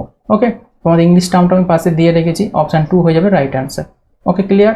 এখানে একটু জেনে রাখবে, এটি হচ্ছে বতসোয়ানা বা দক্ষিণ আফ্রিকা সীমান্তের কাছে উৎপন্ন হয়, মানে উৎপত্তি লাভ করেছে লিম্পোপো নদীটা, যা ভারত মহাসাগরে যে মিলিত হয়েছে। এটি আফ্রিকা মহাদেশের দ্বিতীয় বৃহত্তম নদী কিন্তু এই লিম্পোপো। আবার এইভাবেও কিন্তু প্রশ্নটা আসে যে আফ্রিকা মহাদেশের দ্বিতীয় বৃহত্তম নদী কোনটা, লিম্পোপো। ওকে, তো এইগুলো কিন্তু জানবে। নেক্সট কোশ্চেন, ক্রিকেট ব্যাটের জন্য উইলো পাওয়া যায়। উইলো একটা কাঠ, তোমরা জানো উইলো হচ্ছে তোমার কাঠ একটা, এটা কোন অঞ্চলে পাওয়া যায় বলো। এটা হচ্ছে পর্ণমোচী একটা বনেতে আমাদের পাওয়া যায়, ঠিক আছে। ডিসিডিয়াস হচ্ছে ফরেস্ট। তাহলে অপশান কোনটা হবে, অপশান 3 হয়ে যাবে তোমার রাইট আনসার। এই ক্রিকেট ব্যাট তৈরি হয় উইলো কাঠ থেকে। ওকে, চলো পরবর্তী, এশিয়ার দীর্ঘতম নদী কোনটা? এটা সকলেই তোমরা আনসার দিতে হবে। লংগেস্ট রিভার অফ এশিয়া, এটা হচ্ছে তোমার ইয়াংসি নদী। ওকে, অপশান 2 হয়ে যাবে তোমার রাইট অ্যান্সার। ইয়াংসি নদী এশিয়ার দীর্ঘতম নদী এটা, এবং বিশ্বের তৃতীয় দীর্ঘতম নদী। দুভাবেই প্রশ্ন আসতে পারে, এখানে এসেছে এশিয়ার দীর্ঘতম নদী, প্রশ্ন আসতে পারে বিশ্বের তৃতীয় দীর্ঘতম নদী কোনটা, তাহলে হচ্ছে ইয়াংসি নদীই হবে। আর দৈর্ঘ্যটা জেনে রাখবে 6300 কিলোমিটার। ওকে, তোমাদের ভারতীয় নদী ব্যবস্থা যখন পড়াবো তখন তোমাদের ইয়াংসি নদী সম্পর্কে ডিটেলসে বর্ণনা করে দেবো। চলো পরবর্তী প্রশ্ন, বিষুবরেখার নিচের কোন দেশের মধ্যে দিয়ে যায়নি? দেখো খুব ভালো প্রশ্ন। Ecuador does not pass through which of the following countries? Very very important এই প্রশ্নটা, এটা বারবার আসে। এটা হচ্ছে মেক্সিকো, অপশান 2 হয়ে যাবে রাইট অ্যান্সার। বিষুবরেখা কোন দেশের মধ্যে দিয়ে যায়নি? মেক্সিকোর মধ্যে দিয়ে যায়নি, কিন্তু তোমার কেনিয়া, ইন্দোনেশিয়া, ব্রাজিল, ওকে, এইগুলোর মধ্যে দিয়ে গেছে। তাই বিষুবরেখা কটি দেশের মধ্যে দিয়ে গেছে? 13টি দেশের মধ্যে দিয়ে গেছে। এই 13টা দেশের নাম তোমাদের মুখস্থ করতে হবে, তবে তোমরা এরকম ধরনের প্রশ্নের আনসার দিতে পারবে। ইকুয়েডর, কলম্বিয়া, ব্রাজিল, সাও টোমে এবং হচ্ছে প্রিন্সিপে, গ্যাবন, কঙ্গো প্রজাতন্ত্র, কঙ্গো গণতান্ত্রিক প্রজাতন্ত্র, উগান্ডা, কেনিয়া, সোমালিয়া, মালদ্বীপ, ইন্দোনেশিয়া এবং কিরিবাতি, এগুলোর মধ্যে দিয়েই 13টি দেশের মধ্যে দিয়ে বিষুবরেখা অর্থাৎ ইকুয়েটর হচ্ছে তোমার গেছে। তাই এইগুলো কিন্তু মনে রাখতে হবে। চলো পরবর্তী প্রশ্নে আমরা চলে যাই। পৃথিবীর অধিকাংশ ভূত্বক কোন শিলা দ্বারা গঠিত? এটা একটা ভালো প্রশ্ন। পৃথিবীর যে অধিকাংশ যে ভূত্বকটা আছে আমাদের পৃথিবীর উপরে যে বাস করছে, তা কোন শিলা দ্বারা গঠিত? বেশিরভাগটাই আগ্নেয় শিলা দ্বারা। ওকে, ইগনিয়াস। তাহলে অপশান 1 হয়ে যাবে রাইট অ্যান্সার। মানে বিশ্বের 25% বনভূমি জুড়ে সবচেয়ে বড় বন হলো কোনটা? তাহলে বিশ্বের 25% বনভূমি জুড়ে সবচেয়ে বড় বন হচ্ছে সাইবেরিয়ার তৈগা অরণ্য। ওকে, অপশান 2 হয়ে যাবে তোমার রাইট অ্যান্সার। এখানে জেনে নাও তাইগা যে বা তৈগা পৃথিবীর বৃহত্তম ল্যান্ড বায়োম। এখান থেকেও কিন্তু প্রশ্ন কিন্তু দিয়ে থাকে যে পৃথিবীর বৃহত্তম ভূমি বায়োম কোনটা বা ল্যান্ড বায়োম কোনটা? এটা হচ্ছে তৈগা হচ্ছে তোমার বনভূমি যেটা রয়েছে বা তৈগা অরণ্য যেটা রয়েছে। এটি বিশ্বের বনভূমির 29% তৈরি করেছে। বিশ্বের যে 100% যে বনভূমিটা যদি থাকে তার 29% শুধুমাত্র একাই হচ্ছে তৈরি করেছে। এটা বেরিয়াল ফরেস্ট বা তুষার বন নামেও কিন্তু পরিচিত, এটা জেনে রাখবে। এটি বেশিরভাগ পাইন, স্প্রুস, লার্চ সমন্বিত শঙ্কুযুক্ত বন দ্বারা কিন্তু চিহ্নিত করা হয়। তৈগার বৃহত্তম এলাকা রাশিয়া এবং কানাডায় কিন্তু অবস্থান করছে। এবং তৈগা বনভূমি অনেক জায়গাতেই আছে, সবথেকে বেশি পরিমাণে আছে তোমার রাশিয়াতে রয়েছে আর হচ্ছে কানাডাতে রয়েছে। বোঝা গেছে বিষয়টা? এই ছোট ছোট ইনফরমেশনগুলো তোমাদেরকে অনেকটাই এক্সামে হেল্প করবে এখান থেকে প্রশ্ন আসা থেকে। ওকে, চলো পরবর্তী 180 নম্বর প্রশ্ন দেখো। নদীপথের গ্রেডেড প্রোফাইল হলো একটি কি? তাহলে নদীপথের গ্রেডেড প্রোফাইল হলো একটা উৎস থেকে মুখ পর্যন্ত মসৃণ বক্ররেখা। ওকে, অপশান 1 হয়ে যাবে right answer. Smooth curve from the source to হচ্ছে মাউথ, অর্থাৎ নদীপথের যে গ্রেডেড প্রোফাইল যেটা গঠন করে সেটা নদী যেখান থেকে উৎপত্তি লাভ করছে সেখান থেকে নদী যেখানে যে হচ্ছে সাগরে মিশছে, এই যে উৎস থেকে একদম তোমার মুখ নদী যেখানে মিশছে সাগরে গিয়ে, এই যে মসৃণ যে একটা বক্ররেখার সৃষ্টি করে নদী যে প্রবাহিত হয়ে আসছে, এটাকে বলা হচ্ছে গ্রেডেড প্রোফাইল। ওকে, নদী আঁকাবাঁকা পথে যে চলছে এটা কি বলছে? গ্রেডেড প্রোফাইল, উৎস থেকে নদীর পতনস্থল পর্যন্ত। আশা করি ক্লিয়ার হয়েছে। নেক্সট হচ্ছে সিঙ্কহোল থেকে আবার একটা প্রশ্ন দিয়েছে। সিঙ্কহোল হলো ড্যাশ টোপোগ্রাফিকের একটা ঘটনা। তাহলে এটা দেখেই তোমরা আশা করি এক্সাম্পলটা দেখেই তোমরা আনসার করতে পারবে। এটা হচ্ছে তোমার কাস্ট ভূমিরূপ, একটু আগেই তোমাদের আমি যেহেতু বলছিলাম। ওকে, সিঙ্কহোল একটা কাস্ট টোপোগ্রাফির একটা ঘটনা। নেক্সট গুরুত্বপূর্ণ পয়েন্টে তোমাদের কাস্ট ভূমিরূপটা একটু দেখে নাও। ওকে, তোমাদের এখানে দিয়েছি বিষয়টা, ভালো করে বুঝে নেবে। কাস্ট অঞ্চল থেকে প্রশ্ন দেয়। কাস্ট অঞ্চলে দ্রবণ প্রক্রিয়ায় অসংখ্য ছোট ছোট গর্তের সৃষ্টি হয়। মানে কাস্ট যে অঞ্চলটা গঠন হয় না, সেখানে একটা দ্রবণ প্রক্রিয়া চলে যেখানে অসংখ্য ছোট ছোট গর্তের সৃষ্টি হয়, আর এদের মধ্যে দিয়ে জল খুব সহজেই ভূ অভ্যন্তরে প্রবেশ করতে পারবে। মানে পাশের ছবিটা তোমরা দেখলে ভালো বুঝতে পারবে। এই যে অঞ্চলটা দেখো, এখানে এই যে ভূমি অঞ্চলটা রয়েছে, এখানে কি হচ্ছে বিভিন্ন রকম দ্রবণ প্রক্রিয়া ছোট ছোট গর্তের সৃষ্টি হয়েছে। যে গর্তের মতো সৃষ্টি হচ্ছে, গুহার মতো সৃষ্টি হবে গর্তে। ওকে, তাহলে এই যে গর্তটা সৃষ্টি হলো, এই যে গর্তটা সৃষ্টি হলো, এদের মধ্যে দিয়ে জল, ধরো কোনো জায়গায় ফাটল সৃষ্টি হয়েছে, এই জায়গাটা ফাটল সৃষ্টি হয়েছে, এই ফাটলের মধ্যে দিয়ে নীল কালারের জল, এটা হচ্ছে তোমার জল। ওকে, জল ফাটল হলেই কী হবে? ভূপৃষ্ঠের জলটা এখানে ভেতরে প্রবেশ করতে পারবে, খুব সহজেই ভূ অভ্যন্তরে প্রবেশ করতে পারে জল। তাহলে এই ধরনের যে উন্মুক্ত যে গহ্বর, সেটা কি বলা হয়? Sink hole. তাহলে এই অঞ্চলটাকে আমরা কি বলি? সেটা কি বলি থেকে আমরা সিঙ্ক হোল। ব্যাপারটা তোমরা বুঝতে পেরেছো? তাই এই জায়গাটা কিন্তু মনে রাখবে, এই যে পয়েন্টটা, মানে এই জায়গাটা যে গর্তটা সৃষ্টি হচ্ছে, এই এ পয়েন্টটাকে আমরা বলবো সিঙ্ক হোল। ওকে, নিচে তোমাদের এ পয়েন্টে লেখা আছে দেখো সিঙ্ক হোল। ওকে, এবার তোমাদের যেটু একটু আগে তোমাদের আমি বলছিলাম যেখানে তোমাদের স্ট্যালাকটাইট, স্ট্যালাকমাইট, এই যে তোমরা দেখতে পাচ্ছ বি পয়েন্টটা দেখতে পাচ্ছ, এই বি পয়েন্টটা কি হচ্ছে? এই জল উপর থেকে যখন নিচে জমছে, এখান থেকে কি হয়? জল পড়ার সময় বাষ্পীভূত হয়ে যাচ্ছে কিছু জল, আর কিছু জল এখানে ফোঁটা ফোঁটা আকারে পড়তে রয়েছে। এই যে ফোঁটা ফোঁটা আকারে যেটা পড়ছে সেটা এখানে চুঁয়ে চুঁয়ে পড়ার কারণে এখানে একটা লম্বা এরকম ধরনের তৈরি হয়ে থাকে শঙ্কুর মতো, এইগুলোকে বলা হয় স্ট্যালাকটাইট। ওকে, আর এই যে জলটা যে নিচে যে পড়ে যাচ্ছে ফোঁটা ফোঁটা করে, সেই জল পড়ার কারণে দ্রবীভূত হয়ে এরকম আবার উঁচু উঁচু সিঙ্গের মতো তৈরি করে, সেটাকে বলে স্ট্যালাগমাইট। বিষয়টা বোঝা গেল? ওকে, তাহলে কোনটাকে কাস্ট ভূমিরূপ অঞ্চলের শৃঙ্খল কোনটাকে বলে, স্ট্যালাকটাইট কোনটাকে বলে, স্ট্যালাকমাইট কোনটাকে বলে, বুঝতে পারলে। চলো পরবর্তী, ভূমিকম্প হয় 4টে অপশনের মধ্যে কোনটা সঠিক? আর্থকোয়েক যেটা, সেটা হচ্ছে টেকটোনিজম। ওকে, এর ওপর ভিত্তি করে। পরবর্তী, পৃথিবী তার অক্ষের উপর একটি ঘূর্ণন সম্পন্ন করে, টাইমটা জিজ্ঞাসা করেছে, তাহলে এটা রাইট অ্যান্সার হবে 23 ঘন্টা 56 মিনিট 4.9 সেকেন্ড। ওকে, খুবই ভালো প্রশ্ন এটা, অপশান 1 হয়ে যাবে রাইট অ্যান্সার। টোটাল যেটাকে আমরা বলে থাকি 24 ঘন্টা, তাই তো আমরা এটা বলে থাকি, কিন্তু অ্যাকচুয়ালি 24 ঘন্টা পুরোটা হয় না। ওকে, তাই জন্য এটা 23 ঘন্টা 56 মিনিট 4.9 সেকেন্ড হয়। ওকে, গ্রানাইট, কোয়ার্জাইট এগুলো দণ্ডায়মান চেহারা, তার কারণ কি? এগুলো সহজে জরাজীর্ণ হয় না। ওকে, নট ইজিলি ওন ডাউন। ওকে, তাহলে কোনটা রাইট অ্যান্সার হবে? এটা হবে তোমার অপশান 4। পরবর্তী প্রশ্ন, পার্বত্য অঞ্চলে প্রায় রাস্তা অবরোধের কারণে তোমার প্রাকৃতিক কারণ যেটা হয়ে থাকে, পার্বত্য অঞ্চলে প্রায় কি হয়? রাস্তা অবরোধ হয়ে যায়, তাই এটা প্রাকৃতিক কারণ। সেটা কিসের জন্য? তোমরা সকলেই জানো, এটা ল্যান্ডস্লাইড, ভূমিধস। ওকে, এই কারণে হয়ে থাকে। উত্তরাঞ্চল অঞ্চলগুলোতে বেশি হয়ে থাকে, হিমাচল প্রদেশ ওই দিকগুলোতে। পরবর্তী 186 নম্বর প্রশ্ন দেখো, নিচের কোনটি শুষ্ক মৌসুমে কিছু অঞ্চলে ভূমিকে একদম ঢেকে দেয় দিয়ে সাদা লবণের মতো অঞ্চলকে বোঝায়, সেটা কোনটা? সেটা হচ্ছে তোমার রেহ। ওকে, অপশান 2 হয়ে যাবে তোমার রাইট অ্যান্সার। এখানে দেখে নাও, রেহ বলতে দ্রবণীয় সোডিয়াম লবণের মিশ্রণকে বোঝায়। রেহ হচ্ছে অ্যাকচুয়ালি কি, যে সাদা লবণের মতো বলছে না, সাদা লবণ বলতে কি অ্যাকচুয়ালি লবণ কি? সোডিয়াম। ওকে, দ্রবণীয় হচ্ছে সোডিয়াম লবণের মিশ্রণকে বোঝায়, যা ভারতে শুষ্ক বা আধা শুষ্ক অঞ্চলের মাটিতে ফুলের মতো হচ্ছে দেখা যায়, মানে সাদা সাদা ফুলের মতো হচ্ছে গঠন করে। ওকে, মানে সাদা সাদা মতো দেখতে হয়। এটি একটি সাদা স্তর আকারে জমি হচ্ছে আবৃত থাকে। এটি কল্লার নামেও কিন্তু পরিচিত। এখান থেকে প্রশ্ন আসে, এটাকে কি বলা হয়? কল্লার বলা হয়। এই যে রেহ যে অঞ্চলটা গঠন হয় শুষ্ক মৌসুম অঞ্চলে লবণের জমে যাওয়ার কারণে সাদা কালার, এটাকে কল্লারও কিন্তু বলা হয়ে থাকে। পরবর্তী দেখো, মিয়েন্ডার্স হলো ড্যাশ দ্বারা গঠিত বৈশিষ্ট্য। এটা সকলেই তোমরা জানো, অনেকবার পড়ালাম, নদী দ্বারা গঠিত হচ্ছে সৃষ্ট হচ্ছে মিয়েন্ডার্স। তাহলে এখানে দেখে নাও, মৃদু ঢালযুক্ত সমভূমি অঞ্চলের উপর দিয়ে নদী যখন আঁকাবাঁকাভাবে প্রবাহিত হয়, তখন সেই আঁকাবাঁকাকে বলা হয় হচ্ছে মিয়েন্ডার। যে নদী ধরো প্রবাহিত হচ্ছে আঁকাবাঁকা পথে, যখন প্রবাহিত হয়ে আসছে, সেটাকে বলা হচ্ছে এই আঁকাবাঁকা পথগুলোকে মিয়েন্ডার্স। পৃথিবীতে বিশুদ্ধতার অসম বন্টন প্রধানত যার কারণে হয়ে থাকে, তাহলে এটা হয়ে থাকে পৃথিবীর গোলাকার আকৃতির জন্য। ওকে, তাহলে অপশান 1 হয়ে যাবে তোমার রাইট আনসার। পরবর্তী, যখন সূর্য উল্লম্বভাবে ড্যাশের উপরে থাকে তখন বিষুব ঘটে ড্যাশ, কোনটা রাইট আনসার সেটা বলতে হবে। তাহলে যখন সূর্য উল্লম্বভাবে কার উপর পড়ে? বিষুব রেখার উপর। ওকে, কোনটা অপশান? অপশান 4। বিষুবরেখা বা হচ্ছে তোমার নিরক্ষরেখা যেটা বলতে পারো, যখন সূর্য উল্লম্বভাবে কিরণ দেয় বিষুবরেখার উপর, তখন বিষুব ঘটে থাকে। নেক্সট হচ্ছে, একটি বিষুব হলো যখন হচ্ছে দিন রাত্রি দৈর্ঘ্যে সমান হয়। তাহলে একটা পৃথিবীতে বিষুবরেখার উপর যখন সূর্য লম্বভাবে কিরণ দেবে এখানে, তাহলে এটা কি হবে? দিন রাত্রি সমান হয়। আগের দিনে তোমাদের এই বিষয়টা বলছিলাম, এটাই হচ্ছে বিষুব। এই বিষুবটাই হচ্ছে তোমার এটাই, যেটা হচ্ছে তোমার দিন রাত্রির দৈর্ঘ্যটা সমান, দিনও এবং রাত দুটোই সমান হয় যখন নিরক্ষরেখার উপর সূর্য লম্বভাবে কিরণ দেয়। বোঝা গেছে বিষয়টা? নেক্সট কোশ্চেন দেখো, ড্যাশ পৃথিবীর সবচেয়ে পাতলা স্তর। তোমরা এটা পৃথিবীর স্তরটা ভালো করে দেখবে। বাইরে স্ট্রাকচারটাকে বলা হয় কাস্ট, তারপরে হচ্ছে মেন্টেল, তারপরে হচ্ছে আউটার কোর, তারপরে হচ্ছে ইন্টার কোর, মানে অন্তঃকেন্দ্র, বহিঃকেন্দ্র, তারপরে হচ্ছে গুরুমণ্ডল, তারপরে হচ্ছে ভূত্বক, যেটাকে বাংলায় বললে বুঝবে। তাহলে একদম বলেছে বাইরের পাতলা স্তর কোনটাকে বলা হয়? ভূত্বককে, ক্রাস্টকে বলা হয়। ক্রাস্টের বাংলা হচ্ছে তোমার হচ্ছে ভূত্বক।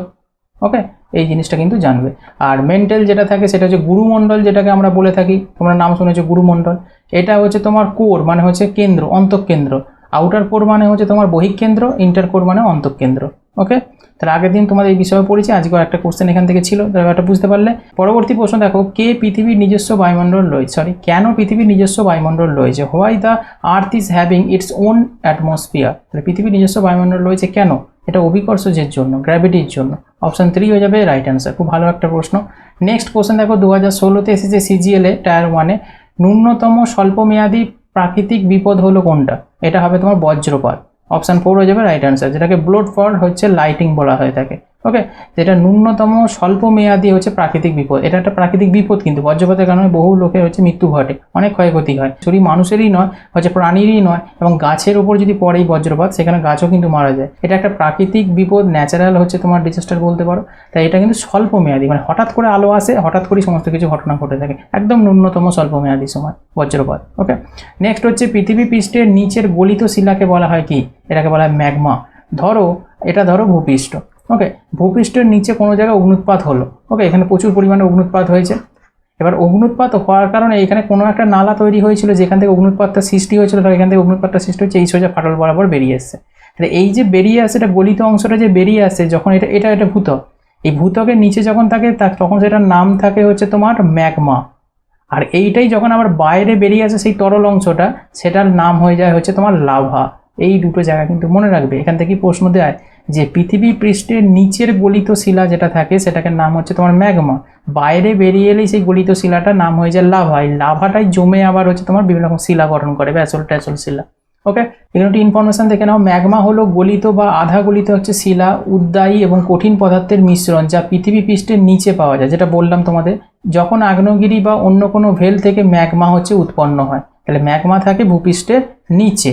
ওকে, নিচের অংশটা যখন সেটা বাইরে চলে আসবে তখন সেটার নাম হয়ে যাবে লাভা। গলিত শিলাকে বলা হয় লাভা, তখন সেটা বাইরের দিকে যখন বেরিয়ে আসবে, ওকে, শীতল হয়ে শক্ত কাঠামো তৈরি করবে, সেখানে তখন আগ্নেয় শিলার নাম ধারণ করবে। এই লাভাগুলো জমে জমেই হচ্ছে আগ্নেয় শিলা হচ্ছে গঠন হয়। ম্যাগমাটা পৃথিবীর ভূপৃষ্ঠের নিচে থাকে। ক্লিয়ার? চলো পরবর্তী। একটি ল্যান্ডস্কেপ যা পৃথিবীতে ফাটলের কারণে সৃষ্টি হয়, যার সাথে একটি অন্য দিকের রেফারেন্স সহ নিচে সরে গেছে, সেটি কোনটি? তাহলে এটা দেখেও তোমরা বুঝতে পারছো, এটাকে বলা হয় রিফট ভ্যালি বা গ্রস্ত উপত্যকা যেটাকে বলা হয়ে থাকে। এইটা এটা কি? এটা একটা ল্যান্ডস্কেপ যা পৃথিবীর ফাটলের কারণে, কোনো জায়গায় ফাটল সৃষ্টি হয়েছে, সেখানে চ্যুতি সৃষ্টি হবে, আর সেই চ্যুতি সৃষ্টি হওয়া মানেই সেই মাথাগুলো কি হয়ে যাবে? উঁচু হয়ে যাবে। আর একটা মাথা যখন উঁচু হবে, তার পার্শ্ববর্তী অঞ্চলটা উঁচু হলে মধ্যিখানটা কি হবে? নিচু হয়ে যাবে। আর এই অঞ্চলটাকে আমরা কি বলবো? গ্রস্ত উপত্যকা বলবো বা রিফট ভ্যালি বলে দেবো। ওকে, চলো পরবর্তী দেখো। সিঙ্কহোল একটা ঘটনা কিসের ওপর? এটা অনেকবার হয়েছে, কাস্টভূমি রূপের ওপর সিঙ্কহোল। ওকে, নেক্সট হচ্ছে গ্রানাইট শিলা যখন রূপান্তরিত হয় তখন তারা গঠন করে কি? এটা নিচ গঠন করে। গ্রানাইট শিলা যখন রূপান্তরিত হয় নিচে পরিণত হয়। ভেরি ভেরি ইম্পর্টেন্ট প্রশ্ন, একটা কমন প্রশ্ন। পরবর্তী প্রশ্ন দেখো। ঢাল দেখানোর জন্য একটি মানচিত্রে আঁকা সংযোগ বিচ্ছিন্ন রেখাগুলিকে কি বলে? পাশে দেখলে বুঝতে পারবে, এই ঢাল দেখানোর জন্য একটা মানচিত্র অঙ্কন করা, একটা সংযোগ বিচ্ছিন্ন রেখা টানা হয় এরকম একদম ক্ষুদ্র ক্ষুদ্রভাবে। ঢালটা কীরকম সেটাকে পজিশন বোঝানোর জন্য, সেটাকে বলা হয় হচ্ছে হাঁচুড়ে। ওকে, কোনটা রাইট অ্যান্সার হবে? সেটাকে হবে অপশান 4, যেটাকে বাংলা করলে হয় ভ্রূলেখা। ওকে, ছোট ছোট একদম হচ্ছে তোমার লাইনগুলোকে টানা হচ্ছে, তোমরা দেখলে বুঝতে পারবে, একদম ছোট্ট ছোট সূক্ষ্মভাবে টানা হয় একটা মেন পার্টিশনের উপর ভিত্তি করে। তো এই মানচিত্রের যে আঁকা যে সংযোগ বিচ্ছিন্ন রেখা, এটাকে বলা হয় হাঁচুড়ে, বাংলায় বলা হয় ভ্রূলেখা। বেশিরভাগই হাঁচুড়েটাই লেখা থাকে, তাই ইংলিশ টার্মটাই তোমরা মনে রাখার চেষ্টা করবে। ঢাল দেখানোর জন্য মানচিত্রে যেটা টানা হয় সেটাকে বলা হয় হাঁচুড়ে, বাংলায় ভ্রূলেখা। নেক্সট হচ্ছে তোমার 199 নম্বর প্রশ্ন। আন্তঃসংযোগ দ্বীপগুলির একটি গ্রুপকে ড্যাশ নামে পরিচিত। তাহলে আন্তঃসংযোগ যে দ্বীপগুলো থাকে, মানে ইন্টার কানেক্টেড যে আইল্যান্ডগুলো থাকে, সেগুলো হচ্ছে পরিচিত হচ্ছে দ্বীপপুঞ্জ নামে। ওকে, তাহলে অপশান কোনটা হবে? অপশান 3 হয়ে যাবে রাইট অ্যান্সার। ওকে, খুব ইম্পর্টেন্ট প্রশ্ন। এখানে গুরুত্বপূর্ণ পয়েন্ট দেখে নাও। দ্বীপ শব্দটি চারদিক জল দ্বারা বেষ্টিত যে কোনো ভূমিকে বোঝায়। এইখানে অনেকের মধ্যে কনফিউজ আছে তিনটে জায়গায়, দ্বীপ কোনটা, উপদ্বীপ কোনটা, দ্বীপপুঞ্জ কোনটা। তিনটে জায়গা থেকে প্রশ্ন আসে এক্সামে, আর তিনটে জায়গাতেই কনফিউজ হয়ে ভুলভাল সব আনসার করে ফেলো। এখানটা মনে রাখবে, দ্বীপ তখনই হবে যখন চারদিকটা জল দ্বারা বোঝায়। ধরো এটা একটা দ্বীপ, এটা একটা দ্বীপ, তার মানে এর চারিদিকটা জল থাকতে হবে, তবে সেটাকে বলবো আমরা দ্বীপ। যদি তার একদিকেও যদি জল না থাকে, তাহলে সেটাকে দ্বীপের আন্ডারে ফেলবো না। বোঝা গেল? তাহলে এটা দ্বীপ বুঝলে। উপদ্বীপটা বোঝো। উপদ্বীপ শব্দটি একটি ভূমির অংশকে বোঝায় যা 3 দিক জল দ্বারা বেষ্টিত। ধরো একটা অঞ্চল রয়েছে, এর এইদিকে জল রয়েছে, এদিকে জল রয়েছে, এদিকে জল রয়েছে, কিন্তু এদিকে স্থল রয়েছে, তাহলে এটাকে আমরা দ্বীপ বলবো না। কেন? একদিকে স্থল বেরিয়ে গেছে, তাই জন্য এটার নাম হয়ে গেল উপদ্বীপ। এটা হচ্ছে উপদ্বীপ হয়ে যাবে। এদিকে জল, এদিকে জল, এদিকে জল, যে কোনো দিকে জল দিতে পারে, একটা দিক হচ্ছে জল থাকা যাবে না। উত্তর দক্ষিণ পূর্ব পশ্চিমের মধ্যে যে কোনো একদিকে যদি জল না থাকে, 3 দিক জল দ্বারা বেষ্টিত হয়, তখন সেটাকে আমরা উপদ্বীপ বলবো। আর 4 দিক থেকেই জল থাকলে, জল দিয়ে ঘেরা, তখন সেটাকে আমরা দ্বীপ বলবো, আইল্যান্ড। ওকে, নেক্সট হচ্ছে দ্বীপপুঞ্জ কোনটাকে বলবো? দ্বীপপুঞ্জ হলো এমন একটি অঞ্চল যেখানে হ্রদ, নদী, মহাসাগর ছড়িয়ে ছিটিয়ে থাকা দ্বীপগুলির একটা শৃঙ্খল বা গোষ্ঠী। মানে যেখানে হ্রদ থাকতে পারে, নদী থাকতে পারে, মহাসাগর ছড়িয়ে ছিটিয়ে থাকা যে দ্বীপগুলো থাকবে, সেই যে একসাথে জড়ো হয়ে বিভিন্ন জায়গায় যে থাকছে, সেটাকে বলা হচ্ছে দ্বীপপুঞ্জ। যেমন হচ্ছে আন্দামান নিকোবর দ্বীপপুঞ্জ, অনেক অঞ্চল রয়েছে যেগুলো ঘিরে ঘিরে চারিদিকে জলও রয়েছে, আবার ভূমি এলাকাও রয়েছে, বিভিন্ন নদী, হ্রদ এসে, সাগর এসে মিশছে তার পার্শ্ববর্তী অঞ্চলে। এই গোটাটাকে বলবো আমরা দ্বীপপুঞ্জ। ওকে, আশা করি তোমাদের ক্লিয়ার হয়েছে দ্বীপ, উপদ্বীপ আর দ্বীপপুঞ্জ কোনটাকে বলে। এখান থেকে প্রশ্ন দেয়, 3 ভাবেই দেয়, 3টে ভালো করে কিন্তু জেনে রাখবো। চলো পরবর্তী দেখো 200 নম্বর প্রশ্ন। দোয়াব শব্দের অর্থ কি? দোয়াব, DOAB। এই দোয়াব শব্দের অর্থ হচ্ছে 2 নদীর মধ্যবর্তী ভূমিকে। ধরো একটা নদী, পাশে ছবিটা ভালো করে বুঝবে, এটা ধরো মেন নদী, এখানে যে দুটো নদী ভেঙে যাচ্ছে দুদিকে, এদিক দিয়ে একটা নদী প্রবাহিত হয়ে যাচ্ছে, এদিক দিয়ে একটা নদী প্রবাহিত হয়ে যাচ্ছে। এই দুদিকে দুটি নদী প্রবাহিত হওয়ার ফলে মধ্যিখানে একটা অঞ্চল গঠন হচ্ছে, এই যে মধ্যিখানে একটা অঞ্চল তৈরি হচ্ছে, তো এখানে এদিক দিয়ে একটা নদী, এদিক দিয়ে নদী, এই মধ্যিখানের অঞ্চলটাকে আমরা বলবো দোয়াব। ওকে, ভেরি ভেরি ইম্পর্টেন্ট প্রশ্ন, প্রত্যেকটা এক্সামে আসে। ক্লিয়ার হলো? তাহলে আজকে তোমাদের এই 200টা কোশ্চেন করালাম, 100টা করে সিরিজে তোমাদের করাচ্ছি। প্রত্যেক সিরিজে আগের দিনে তোমাদের আমি 100টা করেছিলাম, আজকেও 100টা তোমাদের দিলাম। আর একটা কথা বলবো তোমাদেরকে, লুসেন্টে যারা ক্লাসগুলো করোনি অবশ্যই তোমরা করবে। ডেসক্রিপশন বক্সে লিঙ্ক দেওয়া রয়েছে, প্লেলিস্ট তোমরা চেক করতে পারো। তোমরা history, geography, polity, physics, biology, computer প্রত্যেকটার ইন্ডিভিজুয়ালি ক্লাস পেয়ে যাবে। করে দেখো, খুবই হেল্পফুল হবে তোমাদের আসন্ন এক্সামে। তাহলে তোমরা বুঝতে পারবে ক্লাসগুলোর কোয়ান্টিটি বা কোয়ালিটি কীরকম আছে। ওকে, অবশ্যই তোমরা ক্লাসগুলো করবে। আর আজকের ক্লাসটা কেমন লাগলো তোমরা অবশ্যই কমেন্ট করে জানাবে। আর এরকম ধরনের ক্লাস তোমাদের যদি প্রয়োজন হয় অবশ্যই তোমরা কমেন্ট করবে। আর ক্লাসটা অবশ্যই তোমাদের বন্ধুদের মাঝে শেয়ার করবে। তোমাদের লাইক এবং শেয়ার আমাকে অনেকটা ইন্সপিরেশন দেয় নেক্সট ক্লাসগুলোকে আনার জন্য। তাহলে তোমাদের এই সিরিজটা যদি তোমরা কন্টিনিউ করতে চাও অবশ্যই লাইক করে শেয়ার করে দিতে ভুলো না। Okay, thank you, thanks for watching this video.